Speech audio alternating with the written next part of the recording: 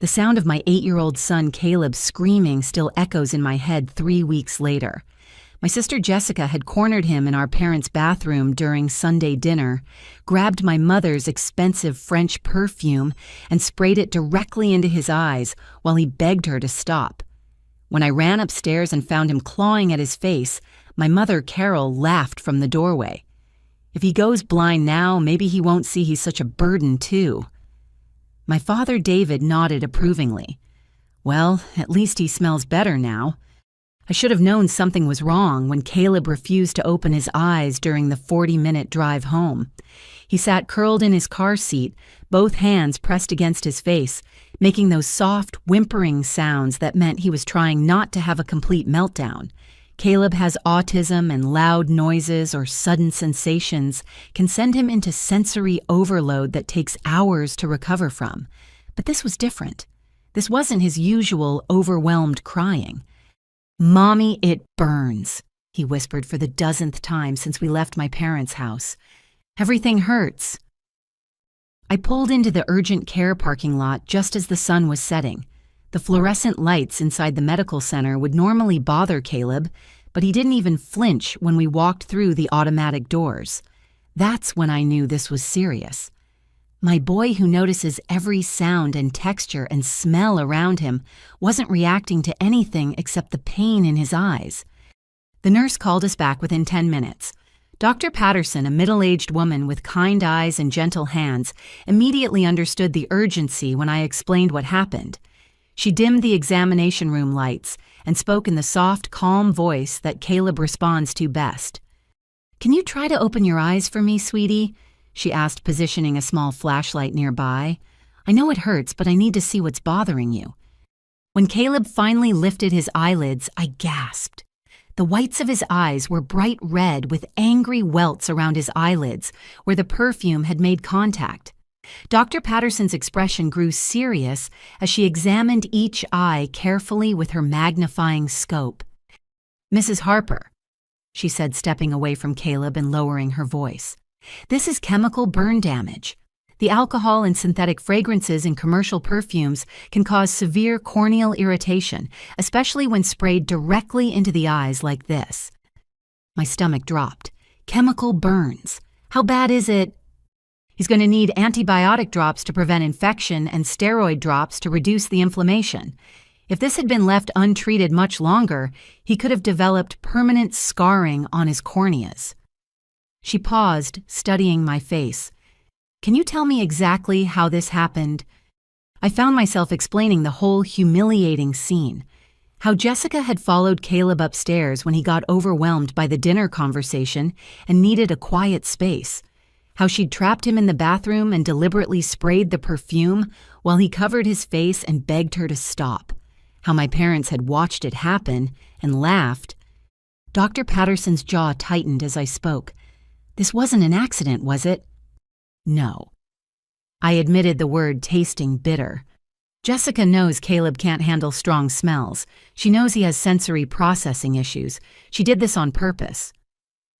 The doctor prescribed 2 different eye drops and gave me detailed instructions for care. As we prepared to leave, she handed me a printed summary of Caleb's treatment and diagnosis. "Keep this," she said quietly. "Document everything. If someone deliberately caused chemical burns to a child's eyes, that's not a family dispute. That's assault." The drive home was silent except for Caleb's occasional sniffles. I found myself thinking about all the other times Jessica had accidentally done things that triggered Caleb's sensitivities. The time she forgot and brought a kazoo to his birthday party, then blew it repeatedly while he covered his ears and rocked back and forth. The time she didn't realize that the scented candles she brought to Christmas dinner would make him sick. The time she playfully grabbed his comfort toy and hid it, watching him have a panic attack when he couldn't find it. I'd always made excuses for her. Jessica was going through a difficult divorce. Jessica was stressed about money. Jessica didn't understand autism very well. But sitting in my driveway with my son's injured eyes, still red and swollen, I couldn't make excuses anymore. When I called my mother that evening to tell her about the emergency room visit and the doctor's diagnosis, Carol's response was exactly what I expected. "Oh, Harper, you're being so dramatic. Kids get hurt playing together all the time. Caleb is just more sensitive than other children." "Mom, the doctor said these are chemical burns. Jessica could have blinded him." "Don't you think you're overreacting just a little bit? Jessica would never hurt Caleb on purpose. She loves him." I thought about Dr. Patterson's words about documentation and decided to test something. The medical bill is going to be almost $300 for the emergency visit and the prescription drops. There was a long pause. "Well, that's not our responsibility, Harper. You chose to take him to the doctor. We certainly can't be expected to pay for your medical decisions." The line went dead. My mother had hung up on me. I sat in my kitchen that night watching Caleb struggle with his evening routine because the medicated eye drops made everything blurry. He couldn't read his favorite bedtime story. He couldn't see the pictures on his communication cards clearly. Jessica's prank had disrupted every coping mechanism my son relied on to feel safe in the world. That's when I started the notebook. I wrote down every detail I could remember about the Perfume incident. The time, the location, the exact words my parents had said, the medical diagnosis, the treatment plan, everything. Something told me I was going to need a record of what had happened. I was right, but I had no idea how much more evidence I would need before this was over. 2 weeks later, I was helping Jessica move some boxes from her apartment when she left her phone on the kitchen counter to use the bathroom. The screen lit up with a group text notification, and I saw my name in the preview message. My heart started pounding as I realized it was a group chat between Jessica, my mother, and my father. I shouldn't have looked. I knew it was wrong to invade her privacy, but something in my gut told me I needed to see what they were saying about Caleb and me when they thought I couldn't hear them. I opened the message thread and scrolled back through weeks of conversations. What I found made my hands shake so hard I could barely hold the phone. The messages went back 4 months. 4 months of my family planning ways to toughen up Caleb by deliberately triggering his autism symptoms. 4 months of them calling my son names behind my back. 4 months of them plotting against an 8-year-old child. Carol had written, "Maybe if we push him hard enough, he'll snap out of this autism nonsense. Harper babies him too much." David had replied, "Hide his noise-canceling headphones at the next gathering. Force him to deal with normal sound levels like other kids." Jessica had sent, "I tried the scented candle thing at Christmas. He almost threw up from the smell. Harper got so mad, but maybe he'll learn to control himself better." My mother had responded, "Good. We need to show Harper that accommodating his every little sensitivity isn't helping anyone. He needs to learn to cope with the real world." The thread continued with dozens of messages planning interventions for Caleb. They discussed hiding his favorite foods and replacing them with textures he couldn't tolerate. They planned to surprise him with loud music during family gatherings. They talked about losing his comfort items and making him function without them. But it was the recent messages sent just days after the Perfume incident that made me feel physically sick. Jessica had written, "Mission accomplished with the Perfume. Harper totally freaked out and took him to the doctor. Maybe she's finally seeing how much trouble he is." Carol had replied, "Perfect. Did you see how he couldn't even eat dinner after that? Maybe he'll start refusing to come to family meals." David had added, "We're doing this for Harper's own good. She needs to face reality about that boy's future. He's never going to be normal." I screenshot every single message before I heard Jessica's footsteps coming back down the hallway. My hands were trembling as I closed the phone and pretended to be organizing boxes. When Jessica returned, chatting casually about her new apartment, I felt like I was looking at a complete stranger. The sister I'd grown up with, the person I'd trusted with my deepest fears about raising a special needs child, had been secretly plotting against my son for months. She'd been causing his meltdowns on purpose, then watching me struggle to help him recover, knowing exactly what she'd done to trigger his distress. That night, I went through my calendar and cross-referenced it with the message timestamps. Every single accident involving Caleb at family gatherings had been planned in advance. The missing comfort toy, the surprise loud noises, the overwhelming smells, the food sabotage, all of it had been deliberate. I remembered Caleb asking me after the Christmas incident why Aunt Jessica was trying to hurt him. I'd reassured him that Jessica loved him and would never hurt him on purpose. I told him he was being too sensitive, that he needed to try harder to get along with family. I had gaslighted my own child to protect the people who were abusing him. The guilt was overwhelming, but it was also clarifying. I finally understood what I was dealing with. This wasn't a case of family members who didn't understand autism. This wasn't about them being insensitive or needing education about Caleb's needs. This was a coordinated campaign of abuse designed to break down my son's coping mechanisms and make him appear more difficult than he actually was. But why? What could they possibly gain from making Caleb suffer? I didn't have to wait long to find out. I decided to visit my parents under the pretense of wanting to work things out. I brought Caleb with me, but this time I came prepared. I had a small recording device hidden in my purse, and I'd practiced staying calm no matter what they said. I needed to understand their true motivations, and I suspected they'd be more honest if they thought I was backing down. "I'm glad you came to your senses," my mother said as she opened the front door. She barely glanced at Caleb, who was staying close to my side and wearing his noise-canceling headphones as a precaution. My father was sitting in his recliner reading the newspaper, but he looked up when we entered the living room. "Harper, we need to have a serious conversation about Caleb's future. You can't keep pretending that everything is normal." I forced myself to sound uncertain and defeated. "I don't know what to do anymore. The medical bills are getting so expensive, and he's having more meltdowns lately. Maybe you're right that I'm not handling this well." Carol's eyes lit up with something that looked like satisfaction. Finally, some honesty. "We've been trying to tell you for months that this situation isn't sustainable. That boy needs more structure than you can provide." "What kind of structure?" I asked, setting my purse where the recording device could pick up their voices clearly. David folded his newspaper and leaned forward. "Professional care. There are residential facilities specifically designed for children like Caleb, places where he can get the intensive therapy he needs without disrupting a normal household." My blood ran cold, but I kept my voice steady. "Residential facilities? You mean like sending him away?"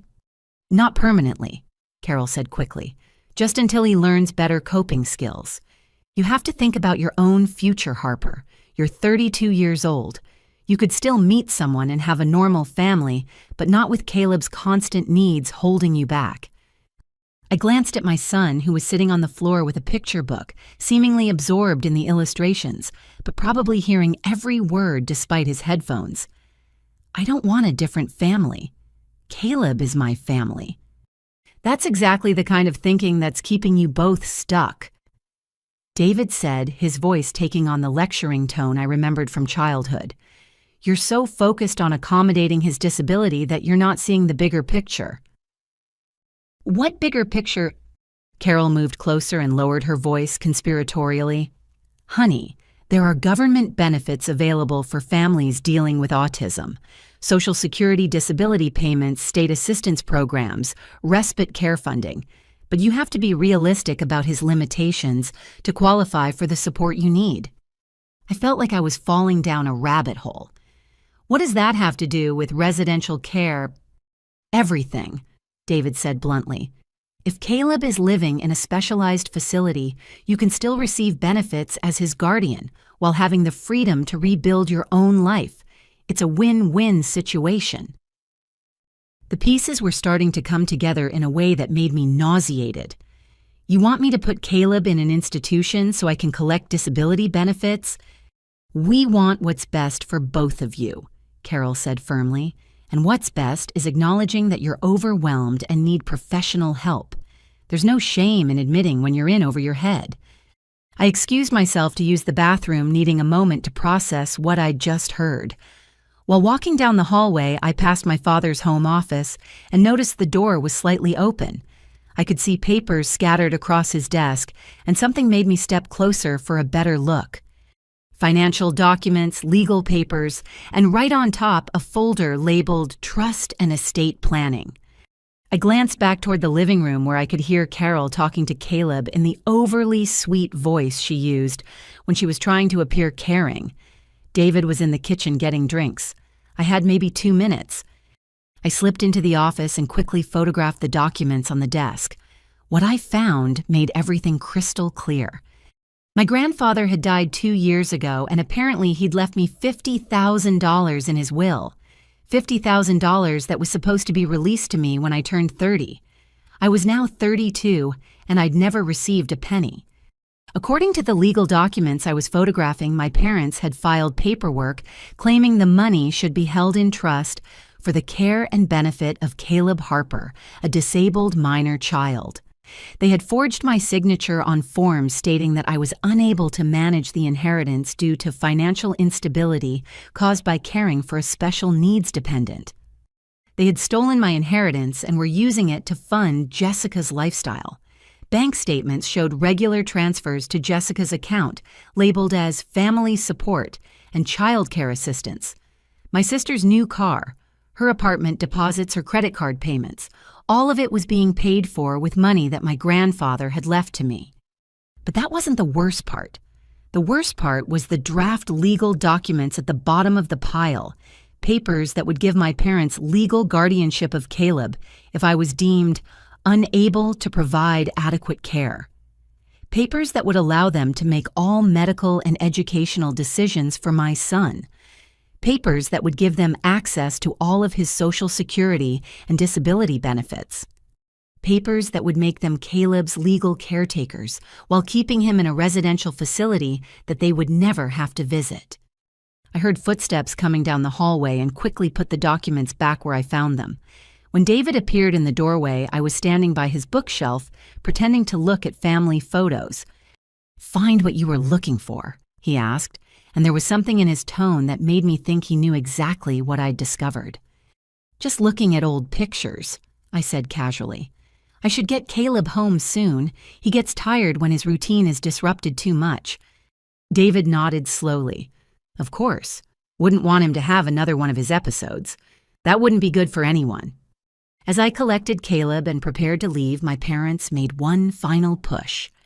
"Think about what we discussed today," Carol said, hugging me goodbye with an affection that now felt completely artificial. "We only want what's best for you both. And Harper, you know we'll always be here to support you when you're ready to make the right decision." During the drive home, I felt like I was seeing my entire childhood through a new lens. How many times had my parents offered to help me in ways that ultimately benefited them more than me? How many times had they convinced me that my judgment was wrong and their perspective was the only reasonable one? But this time was different. This time they had miscalculated.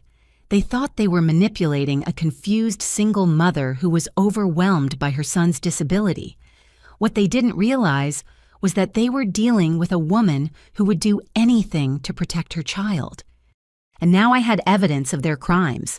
I needed help, but I wasn't sure who I could trust. Most of my old friends had drifted away after Caleb was born, partly because of the challenges of maintaining friendships while managing his needs, but also because my parents had encouraged me to isolate myself. They'd convinced me that other people wouldn't understand our situation.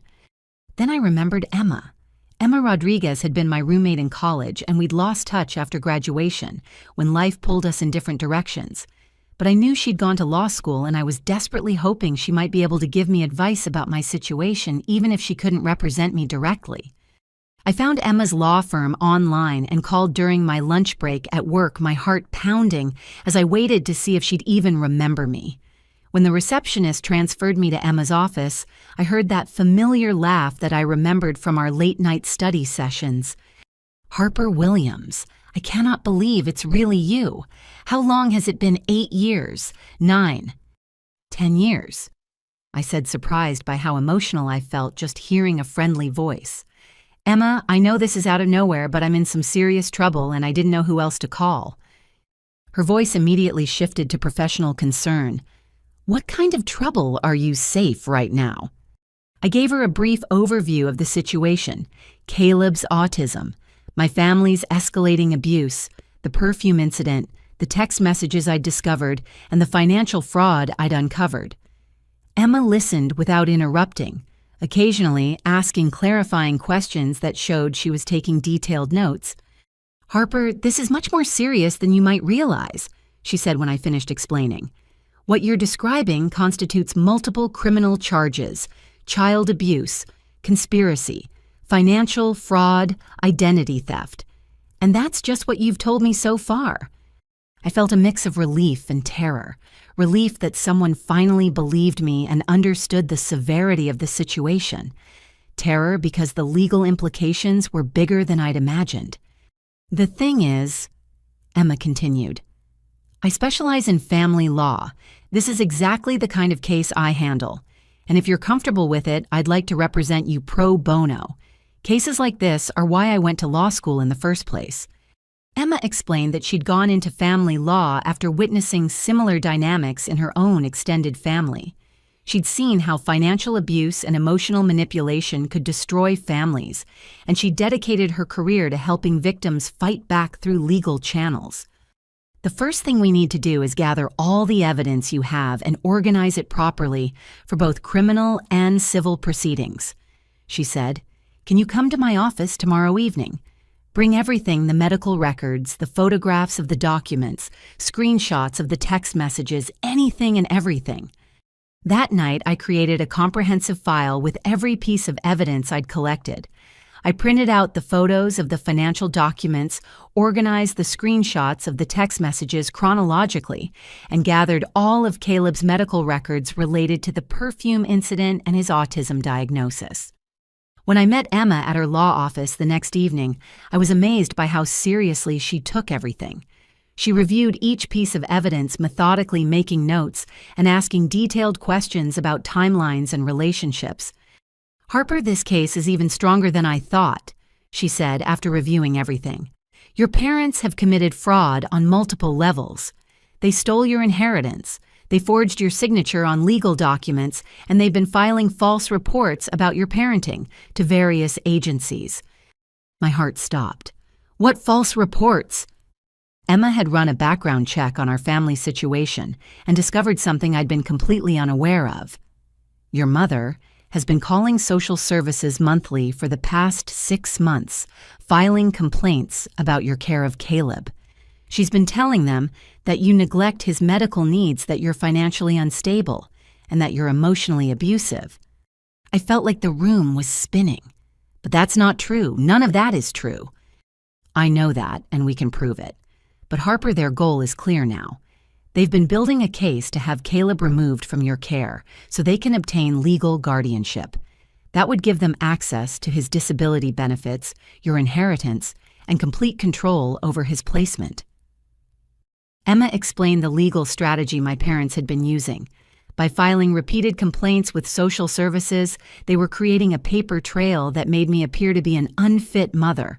By stealing my inheritance and claiming financial instability, they were building evidence that I couldn't provide for Caleb's needs. By deliberately triggering his autism symptoms at family gatherings, they were creating situations where he appeared more severely disabled than he actually was.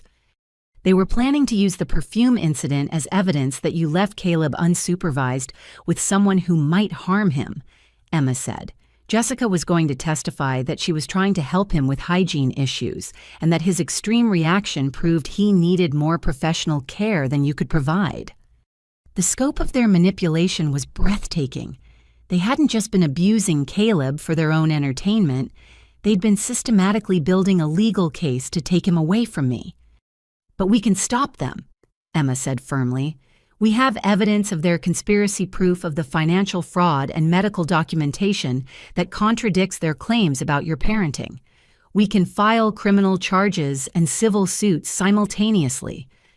She explained that the case would likely attract attention from the State Attorney General's office, since financial fraud involving disability benefits and inheritance theft were priorities for prosecution. I might not be the only victim of my parents' manipulative tactics. "There's something else," Emma said as we prepared to end the meeting. "I think we should contact Jessica directly, Based on the text messages, it seems like she might have been coerced into participating in their plan. If we can get her to cooperate with our case, it would strengthen our position significantly.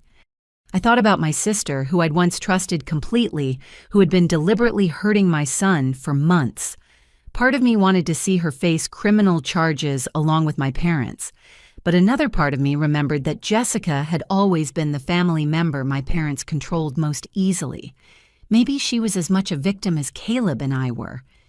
"Let me think about it," I told Emma. "I need some time to process everything you've told me." As I drove home that night, I felt something I hadn't experienced in months' hope. For the first time since the Perfume incident, I had a plan. I had legal representation. I had evidence that could protect my son and expose my family's crimes. But most importantly, I finally understood that I wasn't crazy, I wasn't overreacting, and I wasn't alone. Emma believed me. The evidence supported my experiences, and soon my family would face consequences for what they'd done. I was ready to fight back. Emma's legal investigation moved faster than I expected. 3 days after our initial meeting, she called me with news that made my stomach drop. "Harper, I need you to sit down for this. I've been digging into the social services reports your mother filed, and the situation is worse than we thought." I was at work, but I found an empty conference room and closed the door. "How much worse?" "Your mother hasn't just been calling social services monthly. She's been systematically building a case file that spans 8 months. She's filed 14 separate reports claiming various forms of neglect and abuse." My hands started shaking. "What kind of reports?" Emma's voice was carefully controlled the way lawyers speak when they're delivering devastating news. "She's claimed that you frequently leave Caleb alone for hours at a time. She's told them you refuse to provide him with necessary medical care.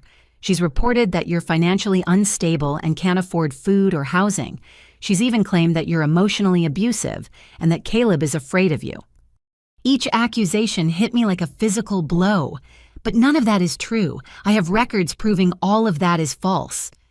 "I know, and will use those records. But Harper, there's more. Social Services has been conducting what they call wellness checks at your address. They've been coming by your house when you're at work, talking to neighbors, checking with Caleb's school." I felt the room spinning around me. I never knew about any wellness checks. Nobody ever contacted me. "That's because your mother told them you'd been coached on how to fool investigators. She convinced them that surprise visits were the only way to get accurate information about your parenting." Emma explained that Carol had been incredibly strategic in her approach. She'd started with minor complaints that seemed credible, then gradually escalated to more serious allegations. She'd provided specific dates and times for incidents that supposedly occurred, creating the illusion of detailed first-hand knowledge. "But here's the thing that really concerns me," Emma continued. "Social Services has scheduled a formal investigation meeting with you for next Friday. They were planning to inform you tomorrow." My blood ran cold. "What kind of meeting?" "The kind where they determine whether Caleb should be removed from your care while they conduct a more thorough investigation. Harper, if we hadn't discovered this now, you could have lost custody of Caleb by next weekend." I sat in stunned silence, trying to process the timeline. My family had been planning this for months. While I was struggling to help Caleb recover from their deliberate abuse, they were simultaneously building a legal case to take him away from me permanently. "There's something else," Emma said gently. "I think I know why they've accelerated their timeline. I found some financial documents that suggest your father has been researching legal guardianship procedures and disability benefit regulations."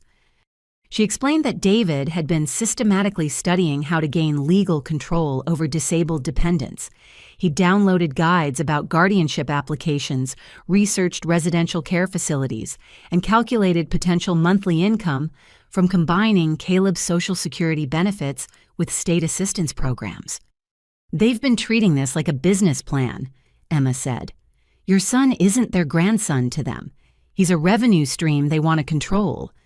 That evening, I sat down with Caleb while he worked on his homework, watching him concentrate on his math problems with the same focused determination he brought to everything he cared about. His eyes had healed completely from the perfume burns, but he still flinched whenever someone approached him too quickly. Jessica's attack had left invisible wounds that were taking much longer to recover from. "Mommy, why does Grandma call those people about me?"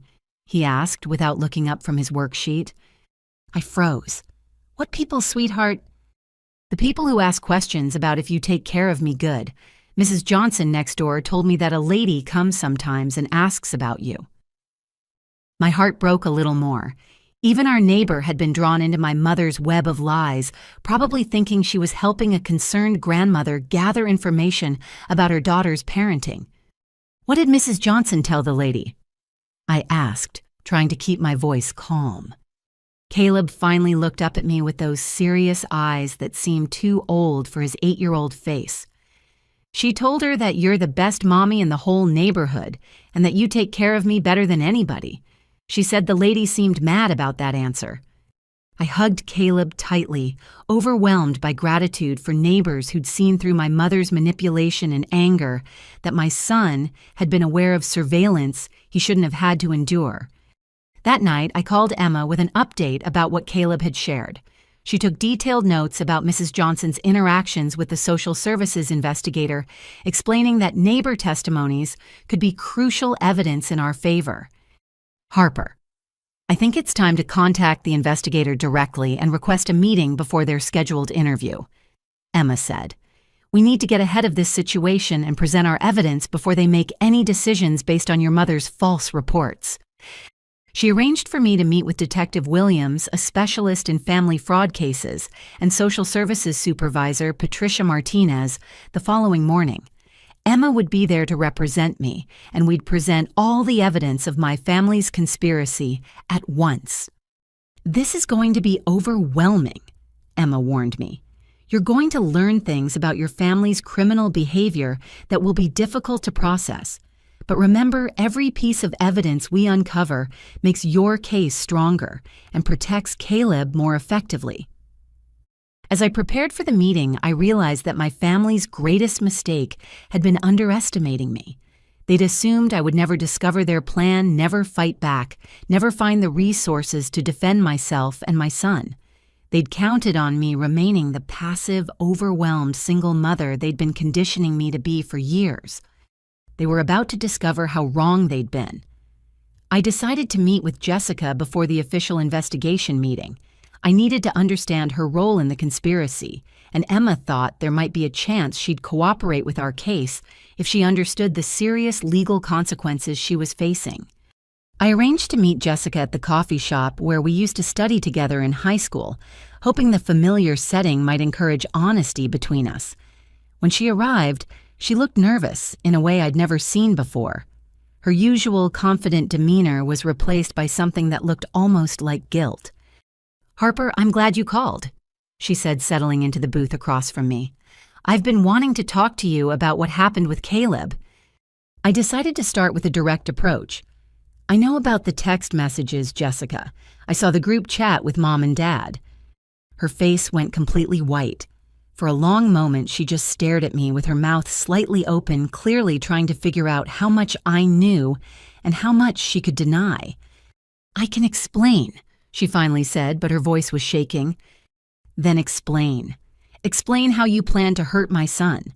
Explain how you coordinated with our parents to abuse an 8-year-old child. Explain how you thought that was acceptable." Jessica started crying, which surprised me. In all the years we'd been sisters, I'd rarely seen her show genuine emotion. She was usually so controlled, so manipulative in her interactions with everyone around her. "Harper, you don't understand. I never wanted to hurt Caleb. I love him." "You have a funny way of showing love," I said, pulling out my phone and opening the screenshots of her text messages. "You wrote that you were happy he almost threw up from the scented candles. You bragged about making him have a panic attack." Jessica looked at the phone screen and her crying intensified. "They made me do it. Mom and Dad, they threatened me." "Threatened you? How?" "You know, I've been struggling since my divorce. I lost my apartment, I couldn't find steady work, my credit cards were maxed out. Mom and Dad were the only reason I wasn't homeless."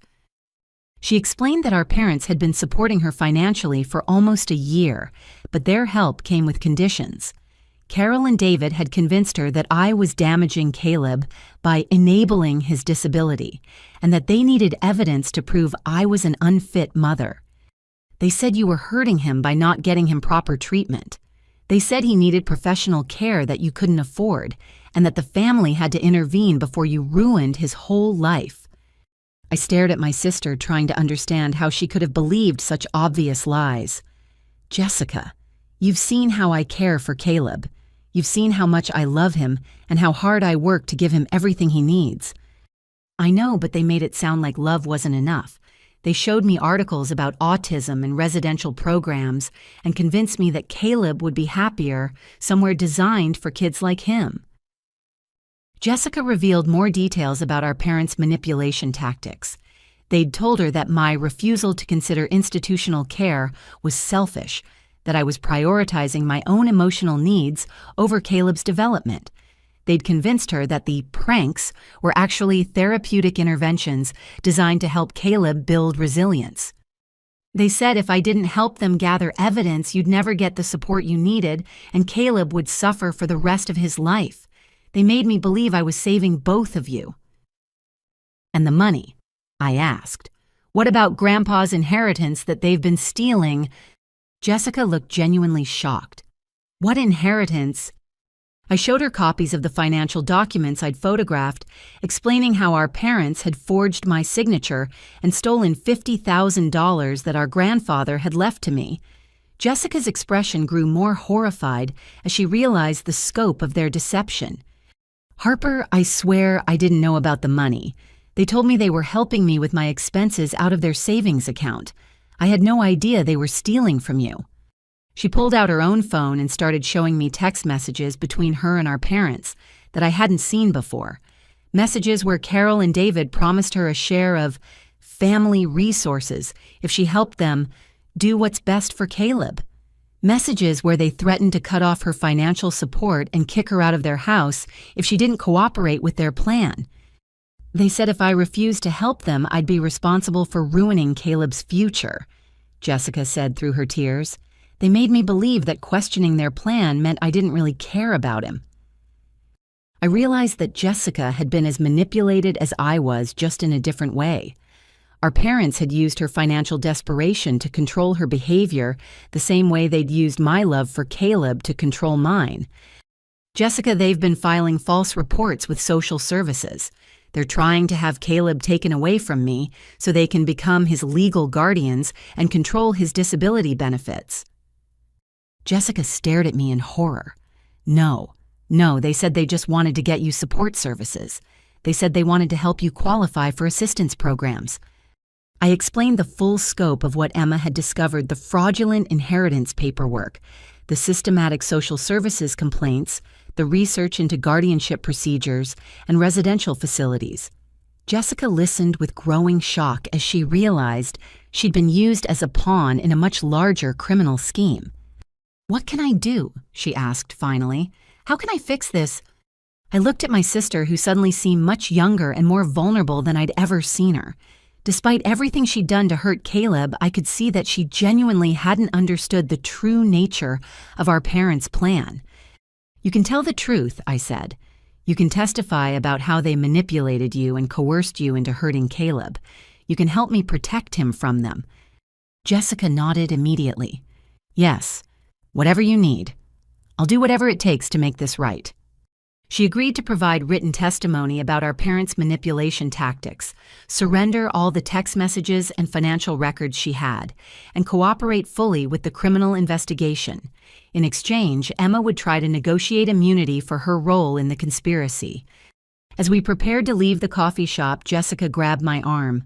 Harper, I'm so sorry. I know I can't undo what I did to Caleb, but I need you to know that I never meant to hurt him. I thought I was helping. Looking at my sister, I realized that our parents' most insidious crime wasn't the financial fraud or even the child abuse. It was the way they'd turned family members against each other by manipulating our love and trust.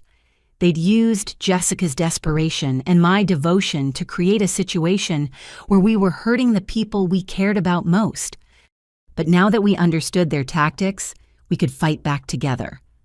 Armed with Jessica's cooperation, I felt ready to confront our parents directly. Emma had provided me with a high-quality recording device, and Jessica had agreed to help create a situation where Carol and David would speak freely about their plans. We needed them to admit their true motivations on tape to strengthen our criminal case. I visited my parents' house on a Saturday afternoon, telling them I was ready to discuss their suggestions about getting help with Caleb. I brought him with me but asked Jessica to keep him entertained in the backyard while I talked to Carol and David privately. "I've been thinking about what you said," I told them as we sat in their living room. "Maybe you're right that I'm in over my head." Carol leaned forward eagerly. "Oh, honey, I'm so glad you're finally being realistic about this situation." David set down his newspaper and gave me his full attention. "What changed your mind?" "The medical bills are getting so expensive and Caleb's having more meltdowns lately," I said, repeating the concerns I'd expressed during my previous visit. "I don't know how to help him anymore." My mother's eyes lit up with something that looked disturbingly like satisfaction. "We've been trying to tell you for months that this isn't sustainable. You're doing the best you can, but some situations require professional intervention." "Show me those papers you mentioned," I said, positioning my purse where the recording device would pick up their voices clearly. "The guardianship documents." David immediately went to his office and returned with a folder full of legal paperwork. As he spread the documents across the coffee table, he began explaining their plan with an enthusiasm that made my skin crawl. "These forms would transfer legal guardianship of Caleb to your mother and me temporarily, just until he can be placed in an appropriate residential facility. You'd still be his mother, of course, but we'd handle all the legal and financial responsibilities." "What kind of financial responsibilities?" I asked, though I already knew the answer. Carol jumped in eagerly. "Honey, there's so much government assistance available for families dealing with autism, but you have to know how to navigate the system. We've been researching the programs, and Caleb could qualify for substantial monthly benefits." "How substantial?" David pulled out a calculator and started showing me figures. "Between Social Security disability state assistance, Medicaid coverage, and residential care funding, we're looking at approximately $4,000 per month in combined benefits." I felt sick listening to them discuss my son like a financial investment, but I forced myself to sound interested. "That seems like a lot of money." "It is," Carol said. "And honestly, Harper, you've never been good with finances. Remember how you struggled with student loans? We'd make sure every penny goes toward Caleb's care and your future stability." "My future stability?" Carol moved closer and lowered her voice conspiratorially. "Sweetheart, you're 32 years old. You could still meet someone and have a normal family, but not with Caleb's constant needs holding you back." David nodded approvingly. "The residential facilities we're looking at are excellent. Caleb would get professional care around the clock, and you could visit whenever you want. You'd have your life back." I realized they were describing their perfect scenario. Caleb institutionalized, but generating income they could control me, isolated and financially dependent on them and themselves, in complete legal control of both our lives. "But what if I change my mind later?" I asked. "What if I decide I want to care for Caleb myself again?" There was a long pause. Carol and David exchanged a look that made me understand I'd asked the wrong question. "Harper," my mother said finally, "once Caleb is in professional care and you've rebuilt your life, I don't think you'll want to go backward. You'll see how much better things can be when you're not constantly stressed about his needs." David was more direct. "The legal arrangements would be permanent. Guardianship transfers aren't temporary decisions." I felt like I was staring at strangers. These people who I'd called mom and dad for 32 years were calmly explaining how they planned to take my son away from me forever, while convincing me it was for my own good. "Can I ask you something?" I said, trying to keep my voice steady. "Do you actually care about Caleb, or is this all about the money?" Another pause, another exchange of looks. "Of course we care about Caleb," Carol said, but her voice lacked conviction. "We want what's best for him." "But you have to be realistic," David added. "That boy is never going to have a normal life. He's never going to be independent. He's never going to contribute anything meaningful to society. At least this way, his disability can provide some benefit to the family." The words hung in the air like poison. I stared at my father, who had just described my beautiful, intelligent, loving son as worthless except for his monetary value. "What about me?" I asked quietly. "Do you care about me?" Carol reached over and patted my hand with artificial sympathy. "Honestly, sweetheart, we never thought you'd be a good mother anyway. You were always too emotional, too impulsive. We were worried when you got pregnant, but we hoped you'd grow into the responsibility. Instead, you had a special needs child that you can't handle properly," David continued. "But that's not entirely your fault. Some people just aren't cut out for parenting, especially challenging situations like autism." I realized they were saying out loud what they'd probably thought about me for years. In their minds, I was incompetent. Caleb was defective, and both of us existed primarily to serve their financial interests. "At least with Caleb's condition, there's finally some benefit to your mistakes," David said casually, as if he was discussing the weather. Carol nodded. "You've always been selfish and impractical, but now you can finally contribute something useful to the family." I excused myself to use the bathroom, needing a moment to process what I'd just heard. My parents had admitted on tape that they viewed both Caleb and me as burdens who could finally serve a purpose by generating income they could control. When I returned to the living room, they were discussing residential facilities they'd already contacted. "We've narrowed it down to 3 options," Carol was telling David. "The one in Phoenix has the lowest monthly fees, which would maximize the benefit differential." "What about visiting policies?" David asked. "Supervised visits twice a month," Carol replied, "perfect for maintaining the appearance of family involvement without too much actual responsibility." I listened to them plan my son's institutionalization like they were discussing vacation destinations. They had researched facilities based on cost efficiency rather than quality of care, and they'd chosen options that would minimize their obligation to actually visit or maintain relationships with Caleb. As I prepared to leave with my son, my parents made one final push. "Think seriously about what we've discussed today," Carol said, hugging me with an affection that now felt completely revolting. "This is your chance to finally have the life you deserve." David handed me the guardianship papers. "Take these home and review them. We can meet with a lawyer next week to make it official." During the drive home, Caleb asked me why Grandma and Grandpa always made me sad. "They don't make me sad, sweetheart." I told him, though it wasn't entirely true. "Yes, they do," he said with the directness that autism sometimes provided. "You always cry in the car after we see them."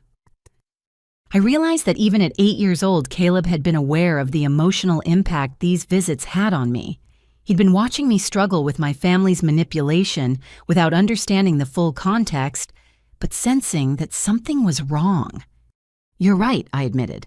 "Sometimes grown-ups don't treat each other very nicely, and that makes me sad." "Are we going to keep seeing them?" he asked. I looked at my son in the rearview mirror, so serious and thoughtful, and realized I finally had a clear answer. "Not anymore, baby. We're done with people who don't treat us with kindness." That night, I reviewed the recordings with Emma. We had everything we needed to file criminal charges and protect Caleb from further harm. My parents had condemned themselves with their own words, revealing motivations so callous and manipulative that no jury would sympathize with them. But more importantly, I finally understood that the family I'd been trying to preserve never actually existed. The people who had raised me were capable of viewing their grandchild as a source of income, rather than a human being deserving of love and protection. I was ready to build a real family for Caleb, one based on genuine care, rather than manipulation and control. Emma called me the following Monday morning with news that would change everything about our case.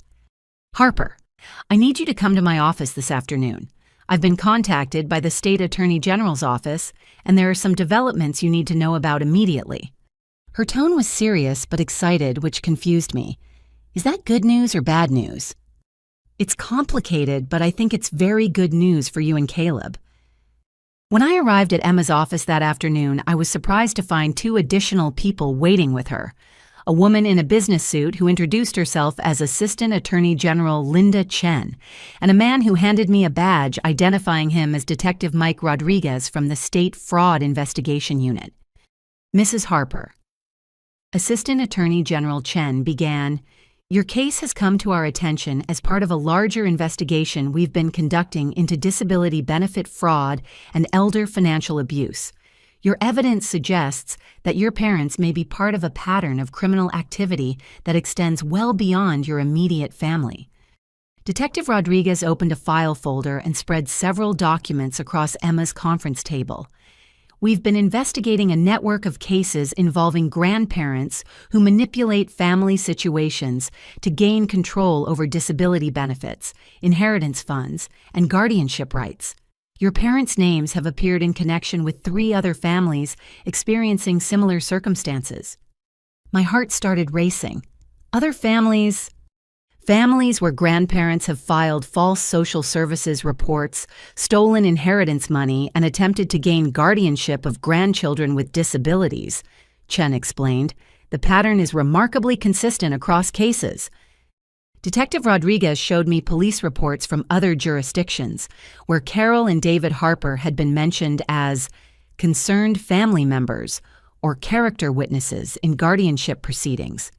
In each case, parents of disabled children had suddenly faced financial difficulties, social services investigations, and pressure from extended family to consider residential care options.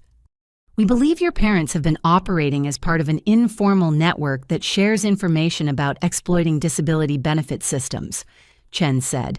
"They may have been coaching other grandparents on how to replicate their tactics." Emma leaned forward. "What does this mean for Harper's case?" "It means that instead of prosecuting an isolated family dispute, we're looking at a complex criminal conspiracy that involves multiple victims and potentially federal charges," Chen replied. "We'd like to use Harper's evidence as the foundation for a much larger prosecution." Detective Rodriguez explained that my case was uniquely strong because of the comprehensive documentation I'd gathered. The recordings, photographs, text messages, and financial records provided evidence of criminal intent that was missing from other cases they'd investigated. "Most victims don't realize what's happening until after they've lost custody of their children," he said. "By then, the evidence is much harder to reconstruct. Your proactive approach to documenting their behavior gives us the strongest case we've seen." Assistant Attorney General Chen outlined how the expanded prosecution would work. Instead of local charges filed by Emma, the state would file criminal charges that could include federal conspiracy and fraud violations. This meant that my parents would face much more serious penalties if convicted, but it also meant the case would receive state resources and investigative support. "We'd like to coordinate the arrests with seizure of their assets to prevent them from hiding evidence or transferring money to avoid restitution," Chen said. "We believe they've been operating this scheme for several years and may have substantial hidden assets." Emma asked about the timeline for prosecution and how it would affect my immediate concerns about Caleb's safety.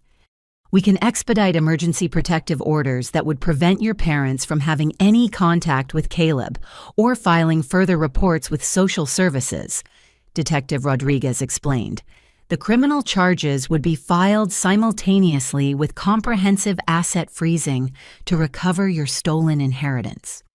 I felt overwhelmed by the scope of what they were describing. My family dispute had become part of a state-level criminal investigation involving multiple agencies and potentially federal charges. "Mrs. Harper," Chen said gently, "I know this is a lot to process, but I want you to understand that your courage in fighting back hasn't just protected your own son. You've helped us identify a criminal enterprise that has been devastating families across multiple counties." Detective Rodriguez showed me photos of other children who had been removed from their parents' care through similar manipulation schemes, kids who were now in residential facilities while their grandparents collected their disability benefits. Kids who had been separated from loving parents based on fabricated evidence and false social services reports. Your case gives us the evidence we need to reunite those families and hold the perpetrators accountable, he said. Emma reviewed the timeline for moving forward. The state would coordinate arrests, evidence seizure, and asset freezing within the next 72 hours. Emergency protective orders would be filed immediately to prevent my parents from contacting me or Caleb.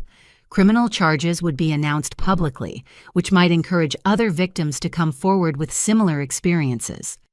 What about Jessica? I asked. She's agreed to cooperate and provide testimony. Her cooperation will be crucial, Chen said. We'll work out an immunity agreement in exchange for her testimony and evidence. Her willingness to admit her role and provide documentation of their manipulation tactics will strengthen the case significantly. As the meeting concluded, I realized that my decision to fight back had ripple effects I never could have anticipated. Other families would be reunited with their children. Other parents would recover stolen inheritance money. Other victims would see their abusers held accountable. Detective Rodriguez handed me his card and explained the security protocols for the next few days while they prepared for arrests. Mrs. Harper, you should be proud of what you've accomplished. Most people in your situation never find the courage or resources to challenge this kind of systematic abuse. Your persistence has exposed a criminal network that might have continued destroying families for years. That evening, I sat with Caleb while he worked on a puzzle, watching him concentrate with the peaceful focus that had returned since we'd started limiting contact with my parents. He didn't know that within days, the grandparents who had been secretly plotting against him would be in jail. He didn't understand that his mother had been fighting a legal battle to protect him from people who saw him only as a source of income. All he knew was that he felt safer lately and that I seemed less stressed after family visits had stopped. "Mommy, are we going to see Grandma and Grandpa this weekend?" he asked without looking up from his puzzle. "No, sweetheart, we're going to be doing different things on weekends now." "Good," he said simply. "I like weekends better when it's just us." I realized that Caleb had been aware all along that something was wrong with our family dynamics. His autism hadn't made him less perceptive about emotional manipulation. If anything, his direct way of processing information had helped him understand that our family interactions weren't healthy long before I was ready to admit it. As I tucked him into bed that night, I felt a sense of anticipation I hadn't experienced in months. Tomorrow would bring the beginning of justice for everything we'd endured. But more importantly, it would bring the beginning of a life free from manipulation abuse and people who saw my son as anything less than the amazing child he was. The state attorney general's office moved quickly to set up what they called a controlled confrontation with my parents. They wanted to catch Carol and David in the act of further manipulating the situation, and they needed me to create an opportunity for them to incriminate themselves one final time. Detective Rodriguez explained the plan during a briefing at Emma's office. "We want you to call your parents and tell them you've decided to move forward with the guardianship arrangements. Tell them you want to meet this weekend to sign the papers and discuss Caleb's transition to residential care." Assistant Attorney General Chen added, "We'll have surveillance teams positioned around their house, and you'll be wearing both audio and video recording equipment. We need them to discuss their financial arrangements and guardianship plans on camera." Emma reviewed the legal protections in place for me and Caleb during this operation. Emergency protective orders were already prepared, and social services had been briefed on the true nature of my family's false reports. If anything went wrong during the confrontation, law enforcement was prepared to intervene immediately. "Are you comfortable with this approach?" Chen asked me. "I know it requires you to pretend to cooperate with people who have been abusing your son." I thought about all the children Detective Rodriguez had shown me, kids who were still separated from their families because my parents' criminal network had never been exposed. I thought about Caleb, who deserved to grow up free from people who saw him as a commodity rather than a beloved child. "I can do it," I told them. "What do you need me to say?" The recording equipment was more sophisticated than I'd expected. A tiny camera was hidden in the button of my jacket, and the audio device was embedded in what looked like an ordinary hair clip. Detective Rodriguez tested both devices to make sure they were capturing clear evidence. "Remember, we need them to discuss the money," he said. "Get them to explain how the disability benefits work, how much they expect to receive, and what they plan to do with the funds." I called my parents Friday evening and delivered the performance of my life. "Mom, I've been thinking about everything you said, and you're right. I can't keep struggling like this. Caleb needs professional care, and I need help managing his situation." Carol's voice immediately brightened with excitement. "Oh, Harper, I'm so relieved you're finally being reasonable about this. Your father and I have been so worried about both of you. Can we meet this weekend to finalize the paperwork? I want to get the process started as soon as possible." "Of course, sweetheart. Come for Sunday dinner and we'll go through everything together. Should we start looking at residential facilities this week?" "Yes," I forced myself to say. "I think that would be best for everyone." Sunday afternoon, I arrived at my parents' house with Caleb, who I'd told was going to play with Jessica in the backyard while I talked business with his grandparents. The surveillance teams were positioned, and I could see Detective Rodriguez's unmarked car parked discreetly down the street. Jessica met us at the door, and I could see the stress in her face as she realized this was the final confrontation that would send our parents to prison. She'd been briefed on her role in keeping Caleb occupied and safe, while I gathered the last pieces of evidence needed for prosecution. "Harper, come sit down," Carol said warmly as Jessica led Caleb outside to the swing set. "Your father has all the paperwork ready." David spread the guardianship documents across the kitchen table with obvious pride. "I've been working with a lawyer to make sure everything is legally binding," he said. "Once you sign these forms, we'll have full authority to make decisions about Caleb's care and placement." "How long does the process take?" I asked, positioning myself where the camera would capture both of them clearly. "The legal transfer can be completed within 2 weeks," Carol said. "We've already contacted the residential facilities we discussed, and there's an opening at the Phoenix location starting next month." I forced myself to sound interested rather than horrified. "Tell me more about how the financial arrangements work."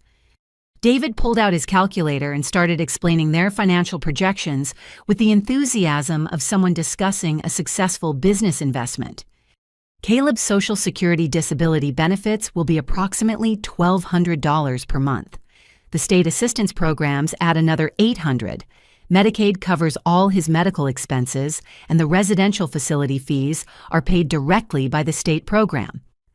"So how much actual money do we receive?" I asked. Carol leaned forward conspiratorially.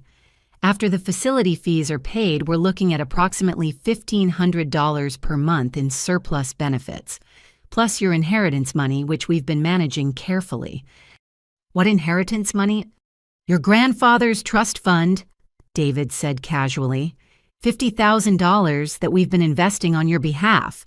We thought it was better to let us handle the finances rather than have you spend it impulsively." I felt the camera recording their casual admission of felony inheritance theft, but I forced myself to stay calm and continue gathering evidence. "That seems like a lot of money to manage," I said. "How will you make sure it goes toward Caleb's care?" Another exchange of looks between my parents. Another moment where they revealed their true intentions without realizing they were condemning themselves.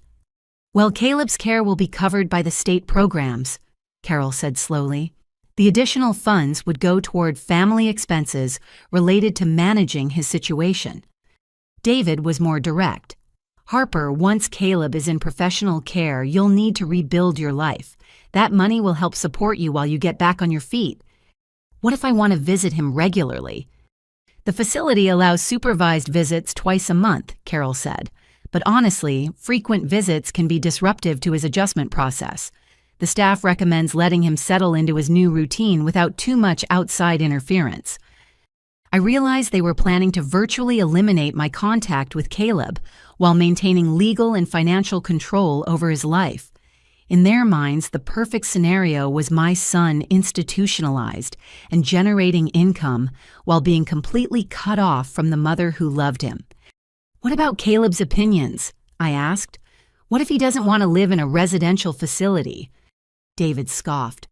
Harper, he's 8 years old and autistic. He doesn't have the cognitive ability to make decisions about his own care. That's why guardianship transfers exist.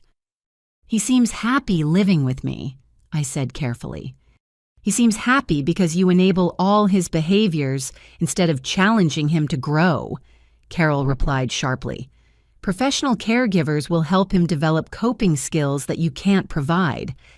I watch my parents dismiss my son's emotional well-being and my parenting abilities with casual cruelty, all while planning to profit financially from separating us permanently. There's one thing I'm still worried about, I said. What if he gets upset during the transition? That's what the medication is for, David said matter-of-factly.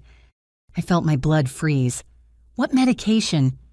Carol looked annoyed with David for mentioning something they apparently hadn't planned to discuss. Just mild sedatives to help him adjust to the new environment. The facility staff are experienced with managing behavioral issues during transitions. You mean drugging him? Harper, you're being dramatic again, David said dismissively. We're talking about medically supervised treatment to reduce his anxiety. It's completely normal for children with autism who are adjusting to institutional care. I realized that not only were my parents planning to take Caleb away from me, they were planning to chemically restrain him to make him easier to manage in an institution where no one would love him or advocate for his individual needs. The recording equipment was capturing every word as they calmly discussed sedating my child to facilitate their financial scheme. I need to use the bathroom, I said, excusing myself before I lost control of my emotions and revealed the true purpose of my visit. In the bathroom, I stared at myself in the mirror and tried to process what I'd just heard. My parents weren't just planning to steal money and separate our family, they were planning to drug my son into compliance so he'd be easier for institutional staff to manage. When I returned to the kitchen, Carol had prepared what she called a celebration dinner to mark my agreement to their guardianship plan. Jessica, bring Caleb in for dinner, she called toward the backyard. We're celebrating the start of a new chapter for our family. As we sat around the table, I watched my parents interact with Caleb with artificial affection that now seemed nauseating. They asked him about school and complimented his table manners, all while planning to drug him and lock him away in an institution within weeks. Caleb sensed something was different about the dinner. He kept looking at me with concerned eyes, as if he could tell I was upset, despite my efforts to appear calm. His sensitivity to emotional atmospheres was working against him in this situation, making him aware that something was wrong, without understanding what it was. After dinner, as I prepared to leave with evidence of multiple felonies recorded on state surveillance equipment, my parents made their final pitch. Harper, you're doing the right thing, Carol said, hugging me with poisonous warmth. A year from now, you'll look back on this as the moment your real life began.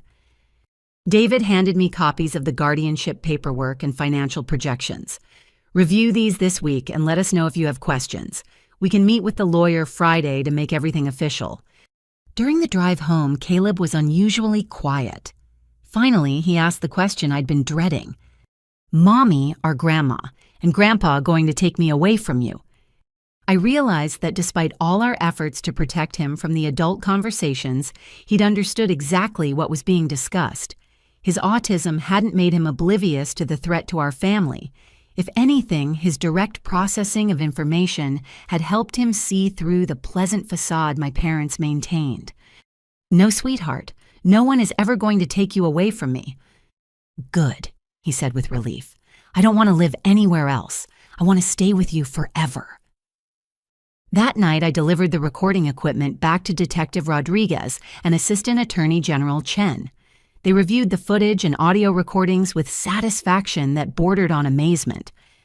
Mrs. Harper, you've just handed us evidence of conspiracy, financial fraud, child endangerment, and planned false imprisonment, Chen said. Your parents have essentially convicted themselves. Detective Rodriguez was already coordinating with arrest teams for the following morning. We'll execute search warrants simultaneously with the arrests to seize their financial records and prevent them from destroying evidence. As I drove home that night, I realized that tomorrow would bring the end of the most traumatic period of my life and the beginning of real freedom for Caleb and me. My parents would face justice for their crimes, other families would be reunited with their children, and my son would grow up safe from people who saw him as anything less than the remarkable child he was. But most importantly, Caleb would never have to worry again about being drugged institutionalized or separated from the mother who would fight any battle to protect him. Monday morning arrived with the kind of crisp October air that usually made me feel hopeful, but today it carried the weight of finality. Detective Rodriguez had called at dawn to confirm that arrest warrants had been signed and search teams were in position. By evening, my parents would be in custody, and this nightmare would begin to end. Emma met me at the district attorney's office to review the final details of the confrontation that would happen before the arrests.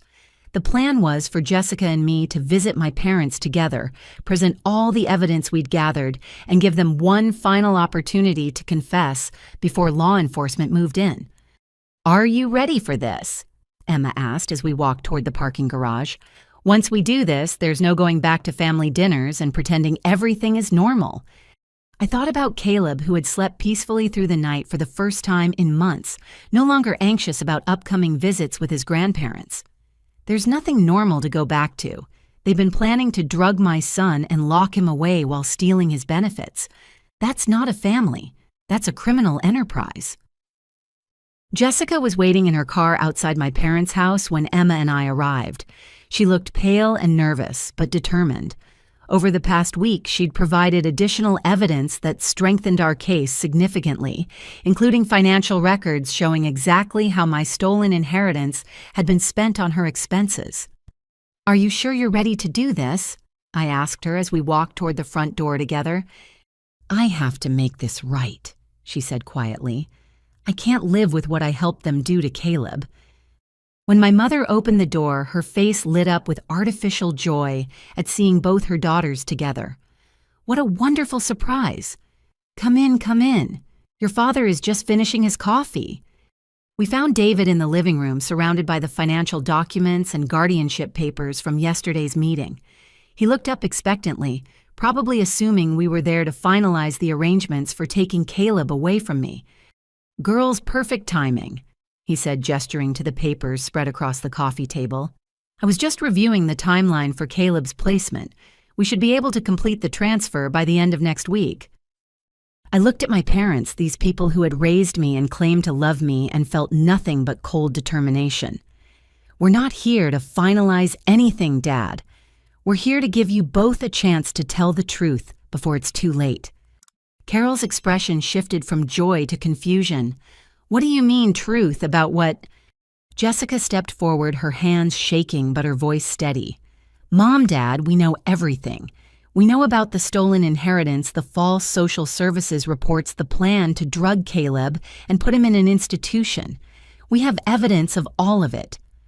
The color drained from David's face. "Jessica, what are you talking about? We've been trying to help Harper and Caleb."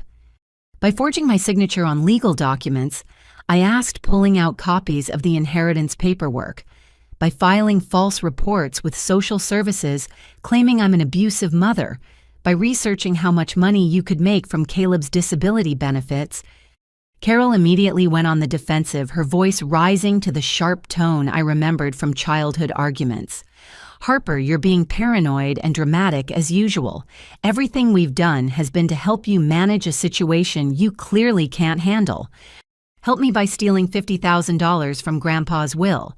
Help me by planning to have my son sedated in a residential facility while you collect his benefits." David stood up abruptly, his face flushing red with anger. "Now you listen to me, young lady. We have sacrificed for years to support you and that boy. We've put up with his tantrums, his special needs, his constant demands for accommodation. If there's finally a way for this family to benefit from all the trouble he's caused, we're going to take it." The mask was completely off now. David was revealing the contempt he'd felt for Caleb all along, the resentment he'd hidden behind fake, grandparental concern. "Caleb isn't trouble," I said firmly. He's an 8-year-old child who deserves to be loved and protected, not exploited for financial gain. He's a burden. Carol snapped, her artificial sweetness replaced by vicious honesty. He's always been a burden, and you've been too selfish to admit it. At least our plan gives him professional care while providing some compensation for what this family has endured. Jessica gasped at our mother's cruelty, but I felt strangely calm. This was who they really were, and hearing them say it out loud was almost liberating. "What about the text messages where you planned to trigger his autism symptoms?" I asked. "Was that professional care too?" "We were trying to show you reality," David said, his agitation increasing. "You baby him and enable behaviors that make him impossible to manage. Someone had to demonstrate how disruptive he really is." I pulled out my phone and started reading directly from their group chat messages. Maybe if we push him hard enough, he'll snap out of this autism nonsense. Hide his noise-canceling headphones and force him to deal with normal sound levels. Good job with the perfume. Maybe Harper will finally see how much trouble he is. Carol's face twisted with anger rather than shame. "We were trying to help you accept reality about his limitations. You live in a fantasy world where you pretend he's going to have a normal life." "His life is normal for him," I said, "and it's beautiful and meaningful, even if you're too narrow-minded to see it." David's face was getting redder by the minute as he realized how much evidence we had against them. "You ungrateful little bitch. After everything we've done for you, this is how you repay us, by accusing us of crimes." "By protecting my son from people who see him as a source of income rather than a human being," I corrected. Jessica found her voice again, stronger this time. "Mom, Dad, you manipulated me into hurting a child. You threatened to make me homeless if I didn't help you abuse my nephew. How is that family loyalty?" Carol turned on Jessica with vicious intensity. "You were pathetic and desperate, Jessica. Your divorce left you with nothing. No skills, no prospects, no value to anyone. We gave you purpose and support, and this is how you thank us." The contempt in my mother's voice was breathtaking. She was revealing that she viewed Jessica the same way she viewed Caleb and me, as burdens who existed primarily to serve her needs and generate benefits for her comfort. "We should call the police," Jessica said, reaching for her phone. "The police are already involved," I said quietly. "Criminal charges have been filed. Arrest warrants have been issued. You're both going to prison for conspiracy, fraud, child abuse, and theft." David's face went from red to purple. He started clutching his chest, breathing heavily, as the reality of the situation hit him. "You're lying," Carol said, but her voice lacked conviction. "You're making this up to scare us." I pulled out copies of the criminal charges that Assistant Attorney General Chen had provided: conspiracy to commit fraud, identity theft, filing false reports with government agencies, child endangerment, financial exploitation of a disabled minor. The state attorney general is prosecuting this as part of a larger investigation into disability benefit fraud.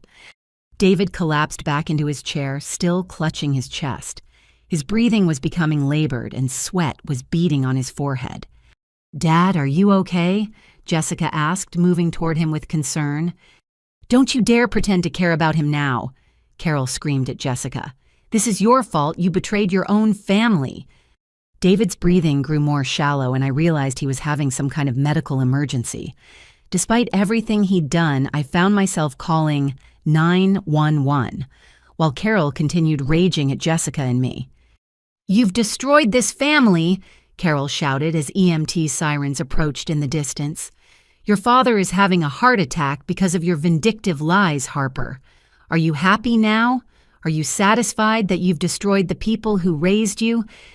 I stared at my mother, who was blaming me for my father's heart attack instead of acknowledging the stress caused by his own criminal behavior.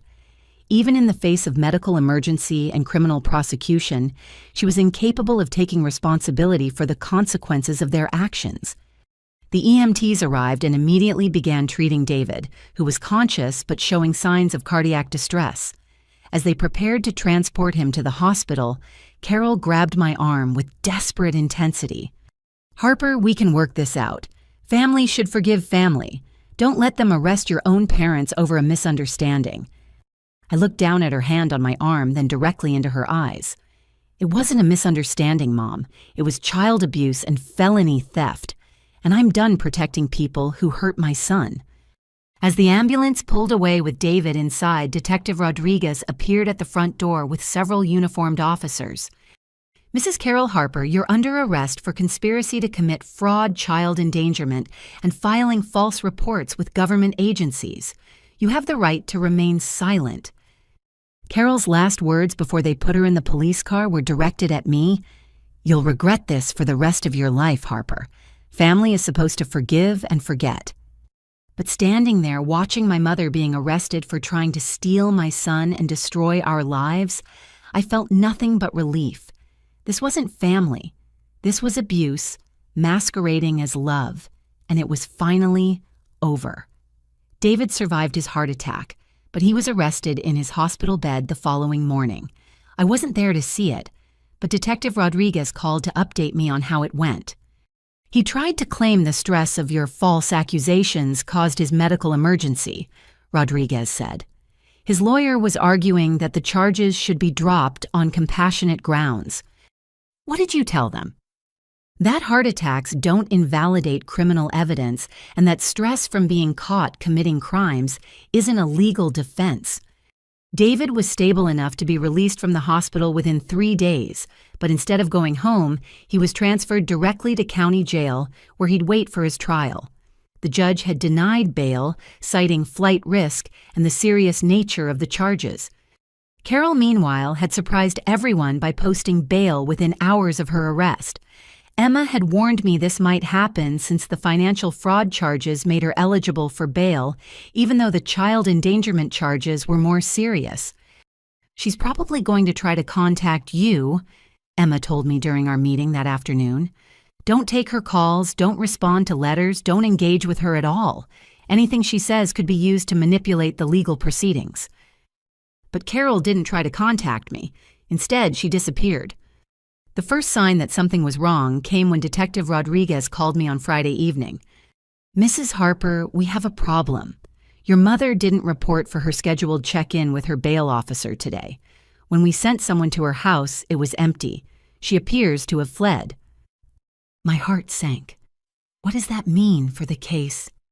It means she's now facing additional charges for bail jumping, and it means we need to find her before she leaves the state or destroys more evidence.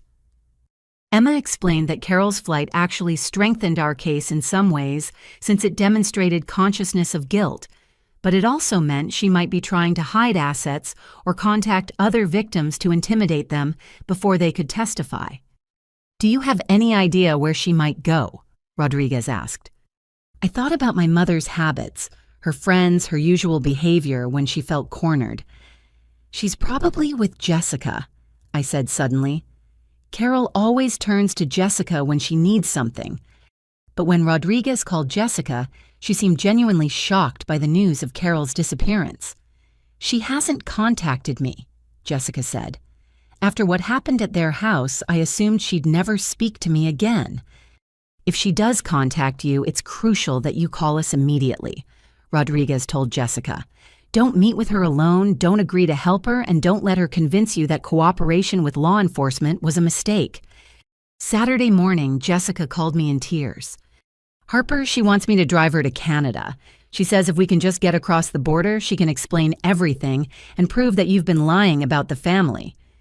My blood ran cold. Please tell me you said no. Of course I said no. But Harper, she's completely delusional. She really believes that she was helping Caleb and that you've brainwashed everyone against her. She can't accept that what she did was wrong. Jessica explained that Carol had called her from a truck stop outside the city, claiming that the criminal charges were based on Harper's lies, and that fleeing the country was the only way to avoid being railroaded by a corrupt legal system.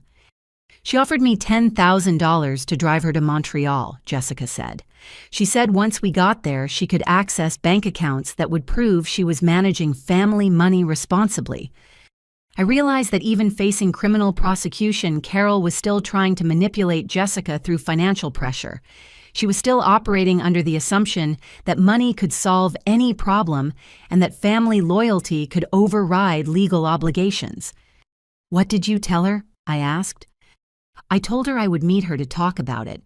But Harper, I'm going to call Detective Rodriguez and set up a sting operation. She needs to be caught before she disappears completely."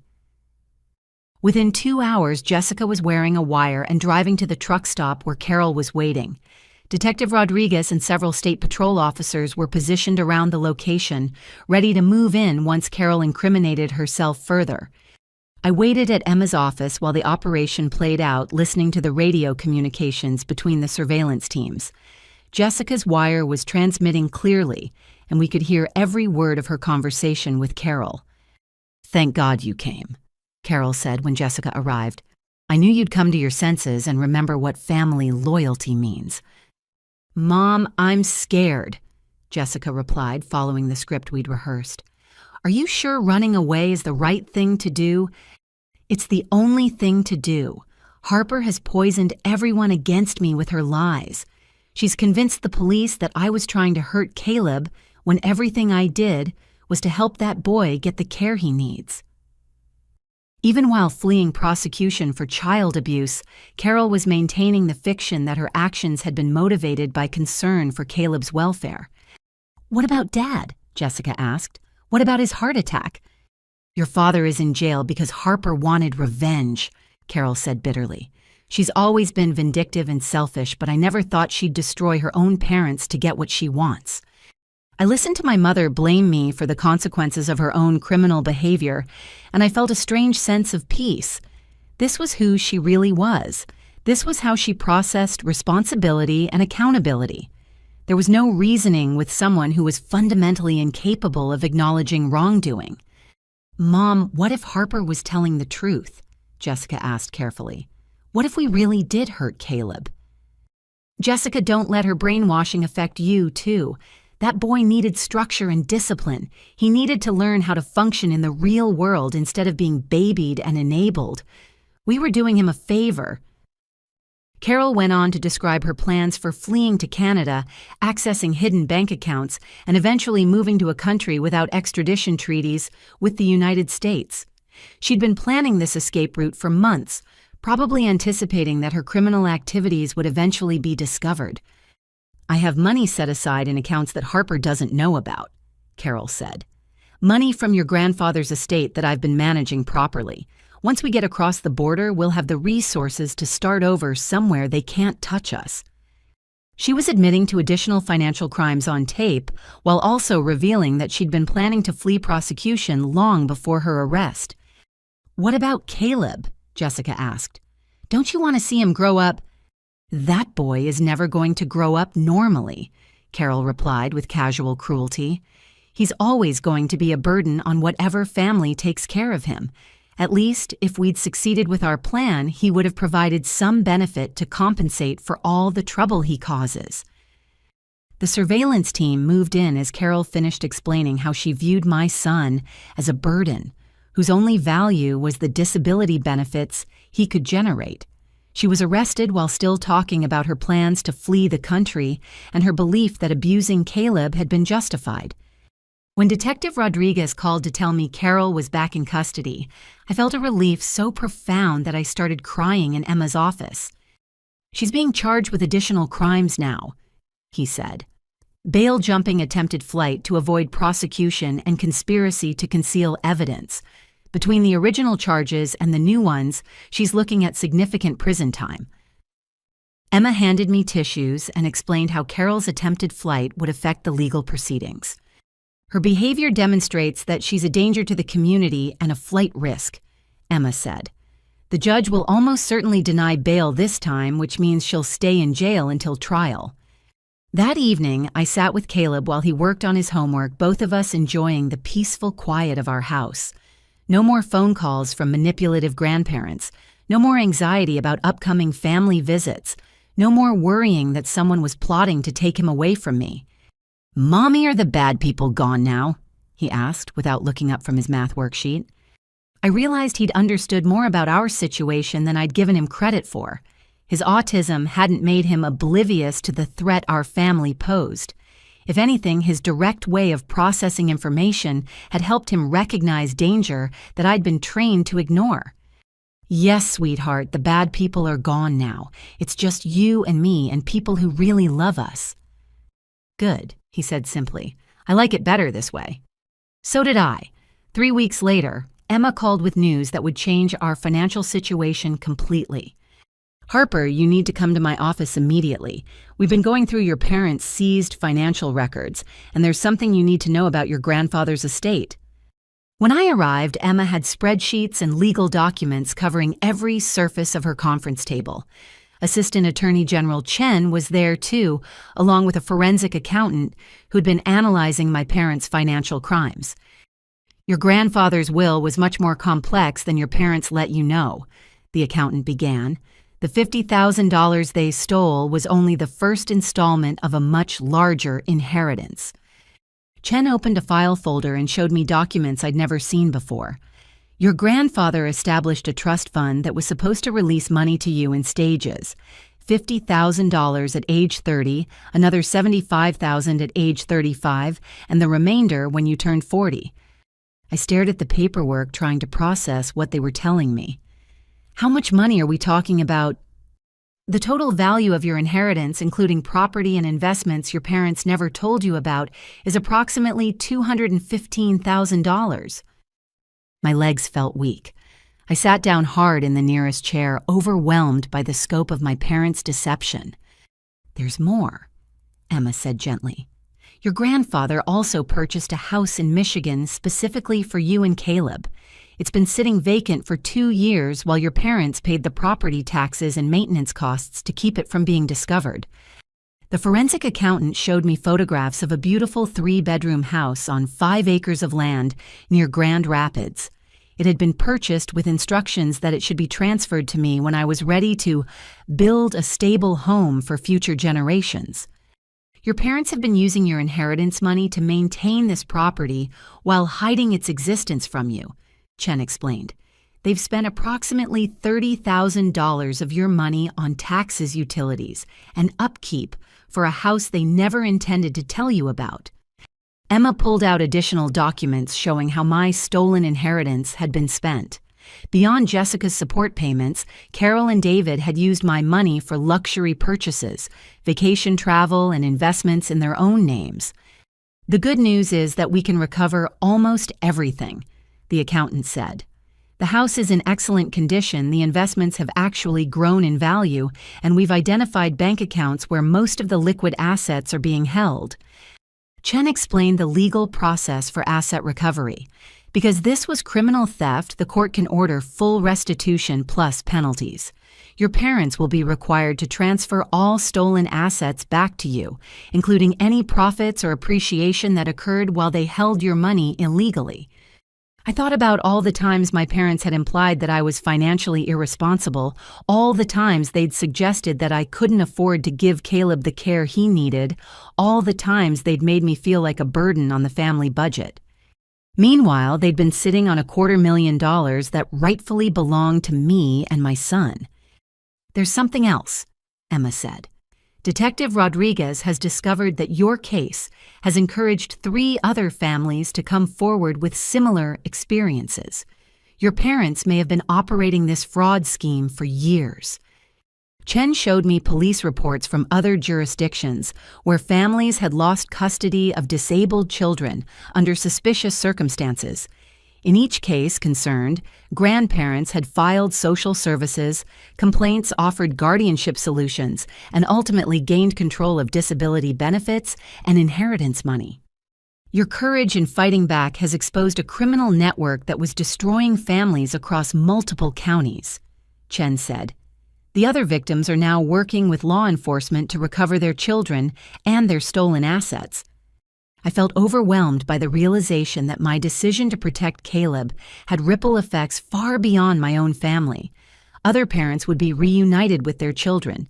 Other families would recover stolen inheritance money. Other victims would see their abusers held accountable.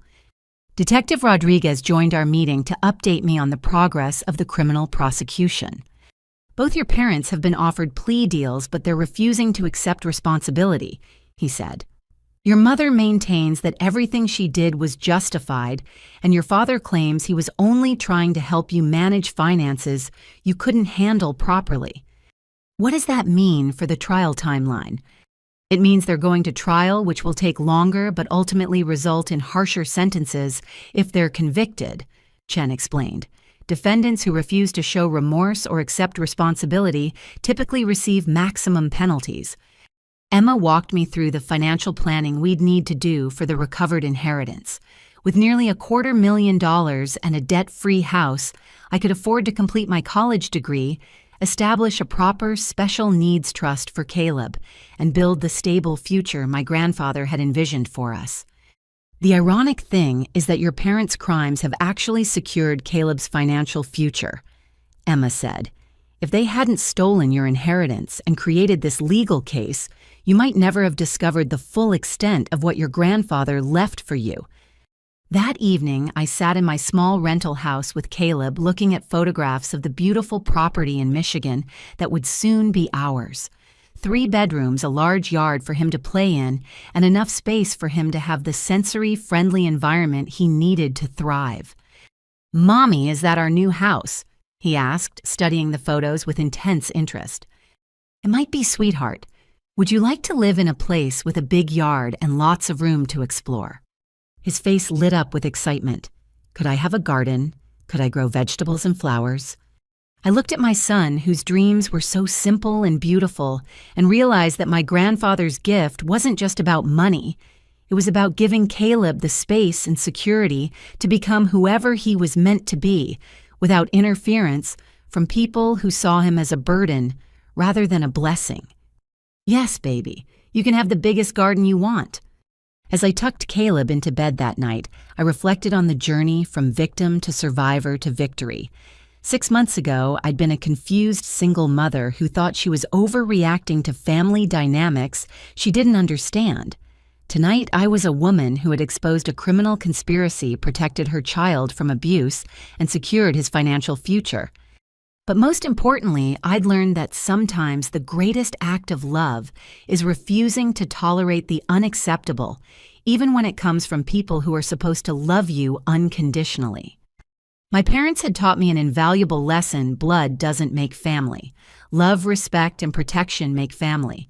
And Caleb and I were building exactly the kind of family he deserved. The news of my parents' arrests spread through our extended family faster than I expected. Within a week of the story being covered in local newspapers, I started receiving phone calls from aunts, uncles, and cousins I hadn't spoken to in years. The first call came from my father's sister, Aunt Linda, who lived in Oregon. "Harper, honey, I had no idea what Carol and David were doing to you and Caleb. I'm so sorry we weren't there to help you." She explained that my parents had been telling extended family members that I was struggling with depression and making poor decisions about Caleb's care. They'd convinced everyone that I was too proud to accept help, and that direct contact would only upset me further. "They told us you'd asked for space to work through your problems," Linda said. "They said you didn't want family interference while you were getting therapy. We believed them because they seemed so concerned about your well-being." Over the following days, I learned the extent of my parents' manipulation throughout our extended family. They'd systematically isolated me by telling relatives that I was emotionally unstable and didn't want contact. Meanwhile, they'd positioned themselves as the responsible family members who were managing a difficult situation with grace and discretion. My cousin Rachel called to tell me that Carol had borrowed $15,000 from her last year, claiming it was for Caleb's medical expenses. She showed me bills and doctor reports, Harper. She said you were too overwhelmed to handle the insurance paperwork properly, and that medical providers were threatening to stop treating Caleb. I realized that my mother had been using my son's autism as a fundraising tool throughout our extended family, collecting money under false pretenses, while portraying me as an incompetent parent. She never asked me for help with medical bills, I told Rachel. Caleb's insurance covers everything, and I've never had problems with medical providers. Rachel was horrified. Harper, she had detailed documentation, medical reports, insurance denials, billing statements. If those were fake, Emma helped me track the money trail through our extended family. Carol had borrowed or solicited donations from 6 different relatives over the past 2 years, always claiming emergency medical needs for Caleb that didn't actually exist. She created an entire fictional narrative about your son's medical situation, Emma explained. She was essentially running a charity fraud scheme using family sympathy for disabled children. The stolen money totaled nearly $40,000 from relatives who genuinely wanted to help Caleb, but had been manipulated into funding Carol's lifestyle instead. My Uncle Jim called to apologize for believing Carol's lies about my mental health. She told us you were having paranoid episodes and imagining threats that didn't exist, he said. She said you'd become convinced that family members were plotting against you when they were actually trying to help. I realized that my mother had been preemptively discrediting any complaints I might make about their behavior.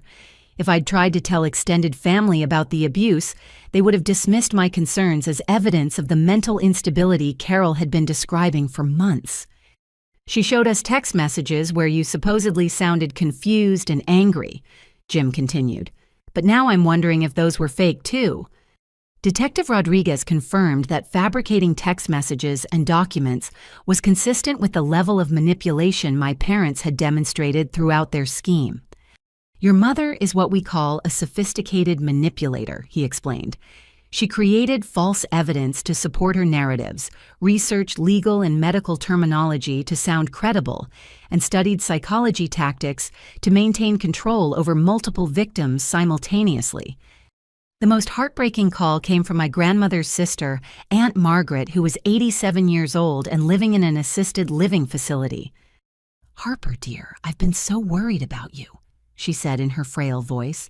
"Carol told me you were having financial troubles and couldn't afford to visit or call.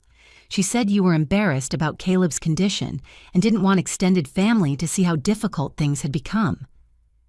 Aunt Margaret revealed that she'd been sending Carol $500 every month for Harper and Caleb's expenses, money that was supposed to help with groceries, utilities, and Caleb's special needs supplies had been going directly into my mother's bank account. "I wanted to help that precious boy," Margaret said through tears. "I remember how sweet he was when you brought him to visit me at Christmas 3 years ago. Carol said he needed special equipment and therapies that weren't covered by insurance." I calculated that Aunt Margaret had sent over $18,000 of her limited retirement income to my mother, believing she was helping her great-grandnephew access necessary medical care. Aunt Margaret Caleb doesn't need expensive equipment or private therapies. He's doing beautifully with the resources we have. None of that money ever reached us. The scope of my mother's deception throughout our extended family was staggering. She'd turned my son's autism into a fundraising tool, while simultaneously portraying me as an unstable parent who couldn't be trusted with direct support. But as painful as these discoveries were, they also brought unexpected healing. Extended family members who had been kept away from us by Carol's lies began reaching out to rebuild genuine relationships. My cousin Tom, who lived nearby but hadn't contacted me in 2 years, asked if he could meet Caleb and take us out for dinner. "I want to see for myself how you're both doing," he said. "Carol painted such a dire picture, but talking to you now, you sound completely competent and stable. I'm starting to think everything she told us was designed to keep us away." When Tom met Caleb, he was amazed by my son's intelligence, humor, and social skills. "Harper, this kid is delightful," Tom said after spending an afternoon at the park with us. "He's funny, he's smart, he's affectionate. Nothing like the picture Carol painted of a severely disabled child who was overwhelming your ability to cope." Through Tom, I learned that my parents had been describing Caleb as much more impaired than he actually was, probably to justify their plans for institutional care and to generate more sympathy donations from concerned relatives. They made it sound like he couldn't communicate, couldn't learn, couldn't form relationships, Tom said. But he just spent 20 minutes explaining to me how plants grow, and he remembered details about my job that I mentioned when we first met today. As word spread through our extended family about the truth of our situation, I began receiving offers of genuine support. Relatives wanted to contribute to legal fees, help with moving expenses for our new house in Michigan, and establish college savings accounts for Caleb. But more importantly, they wanted to be part of our lives in authentic ways. They wanted to attend Caleb's school programs, celebrate his achievements, and build the kind of loving extended family relationships my parents had systematically destroyed through their manipulation. My Uncle Jim offered to help us move to Michigan when the inheritance property became available. "I have a truck and vacation time," he said. "It would be an honor to help you and Caleb start fresh somewhere that doesn't carry all these painful memories." Aunt Linda began sending Caleb books and educational materials related to his interests in science and nature. "I should have been doing this all along," she said. "I should have questioned why Carol was acting as an intermediary instead of supporting you directly." As our extended family relationships began healing, I realized that one of my parents' cruelest crimes had been stealing years of love and connection that Caleb should have experienced with relatives who genuinely cared about him. But it wasn't too late. He was still young enough to build meaningful relationships with family members who saw him as the remarkable child he was, rather than a burden to be managed or a resource to be exploited. For the first time in years, I felt like Caleb and I were part of a real family, people who showed love through actions rather than manipulation, who offered support without expecting control in return, and who celebrated Caleb's uniqueness rather than trying to change or hide it. The house in Michigan was even more beautiful than the photographs had suggested. When Emma and I drove up for the first inspection, I stood in the driveway looking at the 3-bedroom ranch home surrounded by mature oak trees and felt like I was seeing Caleb's future spread out in front of us. "Your grandfather had excellent taste," Emma said, reviewing the property documents. "This place is perfectly situated for privacy and accessibility. The school district has an outstanding special education program, and you're close enough to Grand Rapids for cultural activities, but far enough out to have real countryside." The interior of the house was immaculate, thanks to the property management company my parents had hired with my stolen inheritance money. Hardwood floors throughout the main living areas, a kitchen with modern appliances and plenty of counter space, and a master bedroom with French doors opening onto a deck that overlooked the back acreage. But it was Caleb's reaction during our second visit that convinced me this was where we needed to build our new life. "Mommy, look," he called from the backyard where he'd discovered a small creek running along the edge of the property. "There are minnows and tadpoles. Can we build a pond for them?" I watched my son explore the natural environment with wonder and excitement, no longer the anxious child who flinched when adults approached too quickly. The constant stress of family visits and hidden manipulation had lifted from his shoulders, and his natural curiosity was flourishing again. "We can build whatever you want, sweetheart," I told him, meaning every word. The move happened faster than I'd expected. Uncle Jim kept his promise to help with the physical relocation, recruiting 2 of his sons to assist with loading and driving the moving truck. Aunt Linda flew in from Oregon to help me pack and organize, and Cousin Rachel offered to coordinate utility transfers and address changes. "This is what real family looks like," Linda said as we wrapped dishes in the kitchen of my old rental house. "People showing up when you need help, not when they want to control you."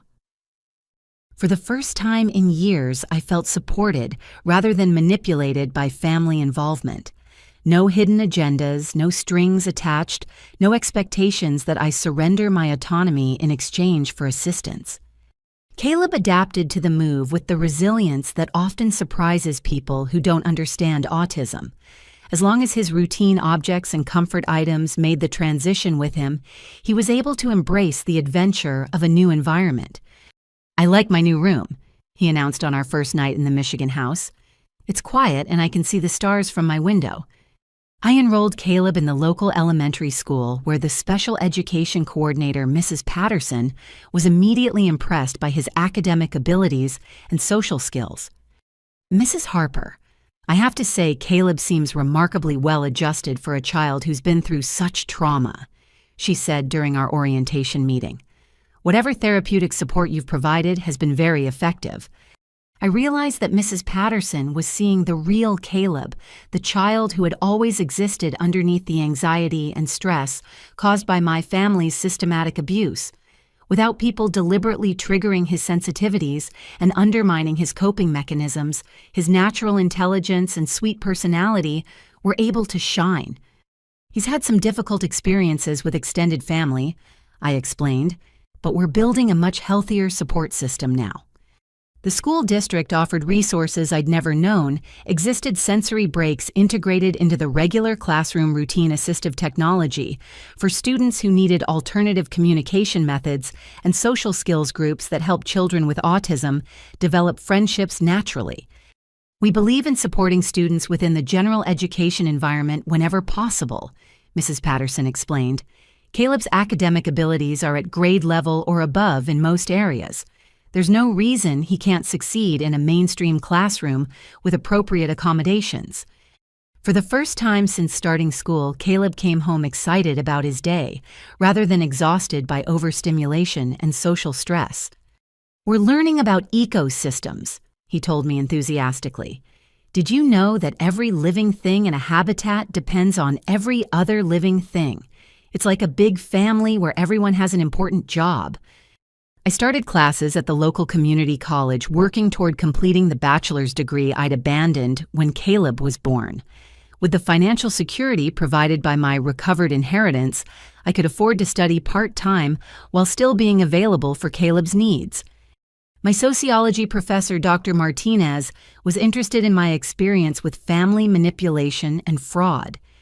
Have you considered writing about what you've been through? She asked after I submitted a research paper on financial abuse within family systems. Your first-hand experience could help other parents recognize warning signs and find resources to protect themselves. I began volunteering with a local organization that provided support to families dealing with child abuse and custody disputes. My experience with documenting evidence and navigating the legal system proved valuable in helping other parents who felt overwhelmed by bureaucratic processes. You saved my life, one mother told me after I helped her organize evidence of her ex-husband's psychological abuse. I thought I was going crazy until you showed me how to document everything systematically. 6 months after moving to Michigan, I received the phone call I'd been waiting for from Emma.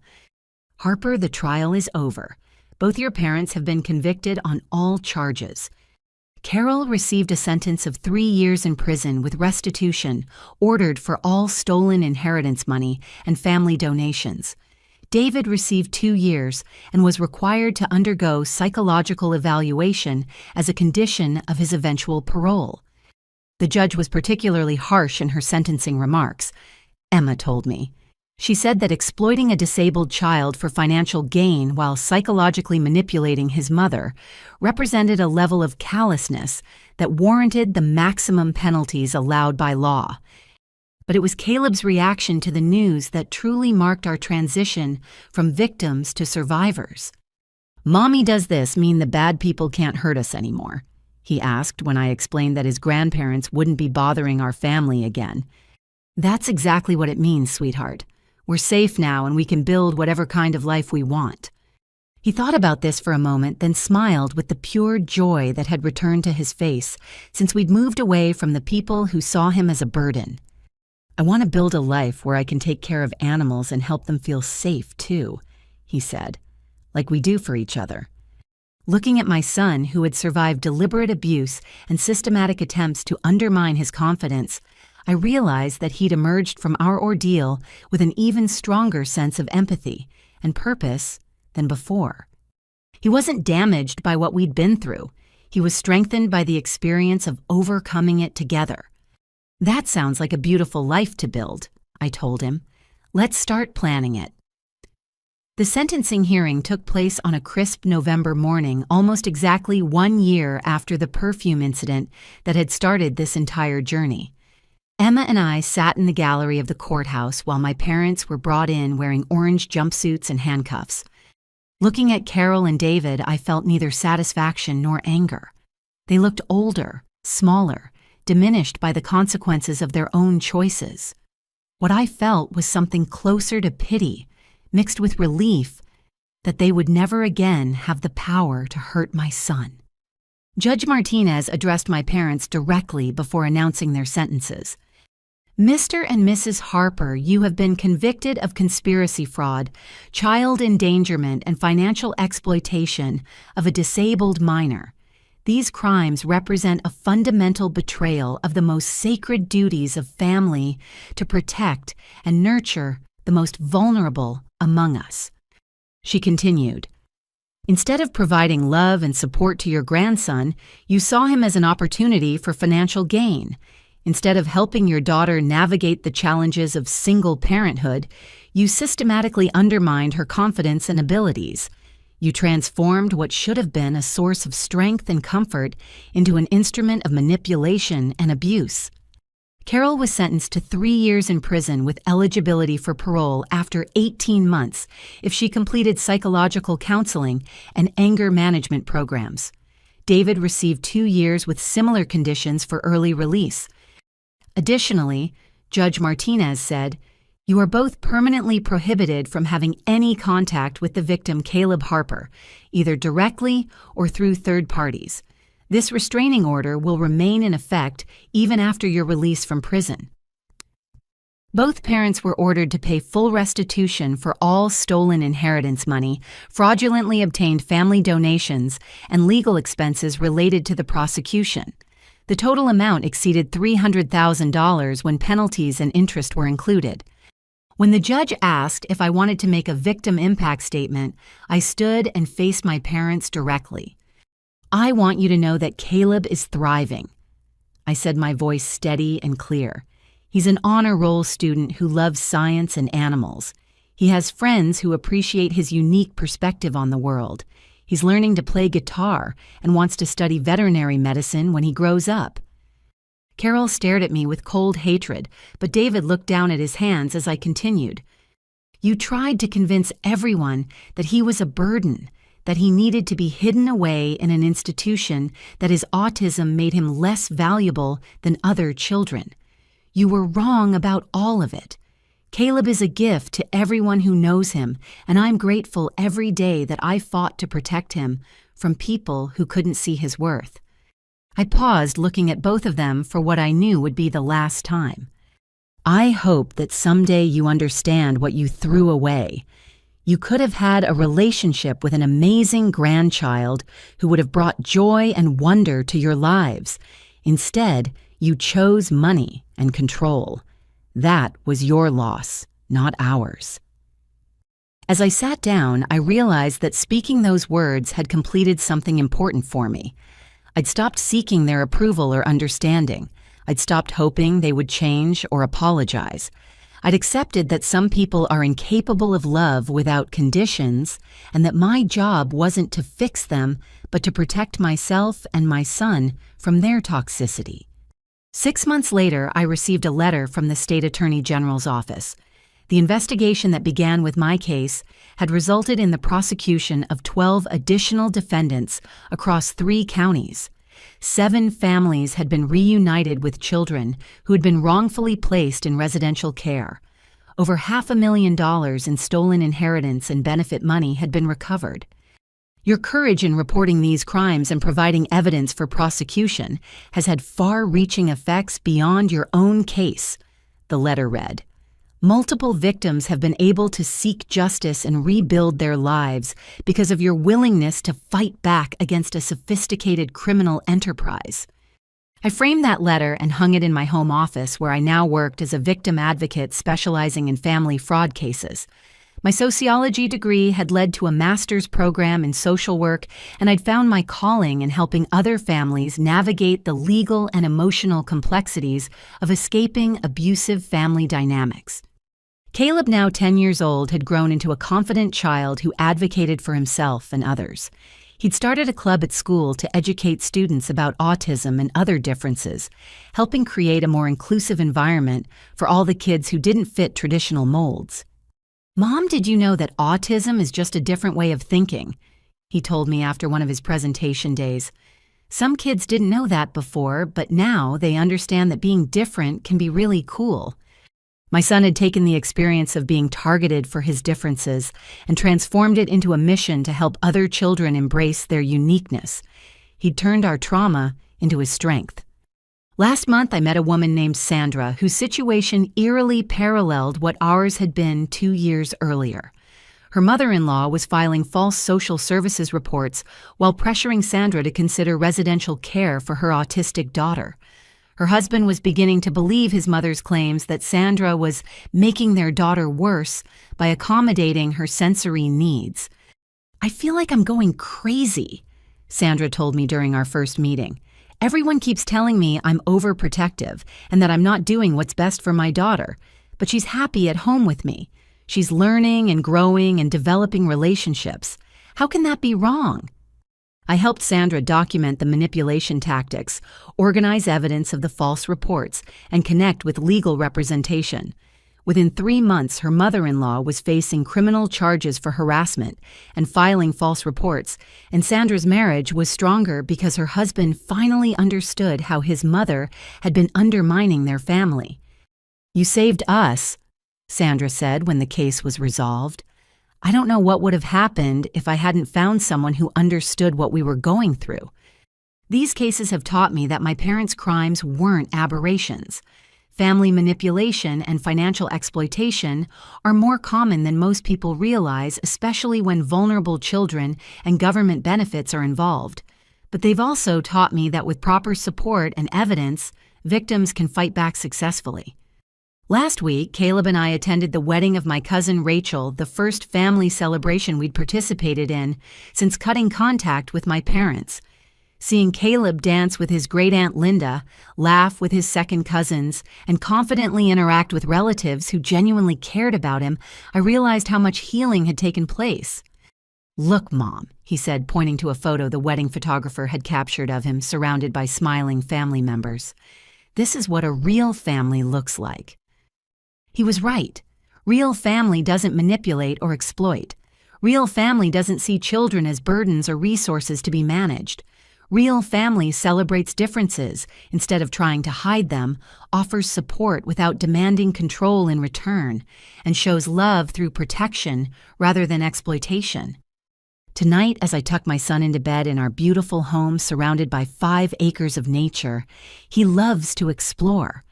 I reflect on the journey that brought us here. It began with a moment of shocking cruelty when my sister sprayed perfume into my child's eyes while my parents laughed. It continued through months of discovery documentation and legal battles that tested every ounce of strength I possessed. But it ended with justice-served family healing and a future filled with genuine love and unlimited possibilities for a remarkable child who almost became a victim of people too selfish to recognize his worth. "Mommy," Caleb says as I kiss him goodnight, "thank you for protecting me." "Thank you for being exactly who you are," I reply. "You're the best thing that ever happened to me." As I turn off his bedroom light, I know that every battle we fought was worth it. Every sleepless night, every moment of doubt, every painful family confrontation led us to this place of safety and authentic love. My son is safe. Justice has been served. And we've built the kind of family every child deserves, one based on unconditional love rather than conditional manipulation. The people who tried to destroy us ended up showing us our own strength. And that might be the greatest victory of all. Have you ever had to stand up to family members who didn't have your child's best interests at heart? How did you find the courage to put your child's safety above family loyalty? I'd love to hear your experiences in the comments below. If this story helped you recognize any concerning patterns in your own family dynamics, please don't hesitate to seek support from professionals who can help you protect yourself and your children. Thank you so much for listening to our journey from manipulation to healing. Your support means everything to families like ours who have found the strength to fight back against abuse disguised as love. Please like this video if it resonated with you, subscribe to hear more stories of triumph over adversity, and share it with anyone who might need to know that they're not alone in facing family dysfunction. Remember, sometimes the greatest act of love is refusing to tolerate the unacceptable, even when it comes from the people who are supposed to love you most. I wish you and your families the kind of authentic love and protection that every child deserves. Stay strong, trust your instincts, and never stop fighting for the people you love.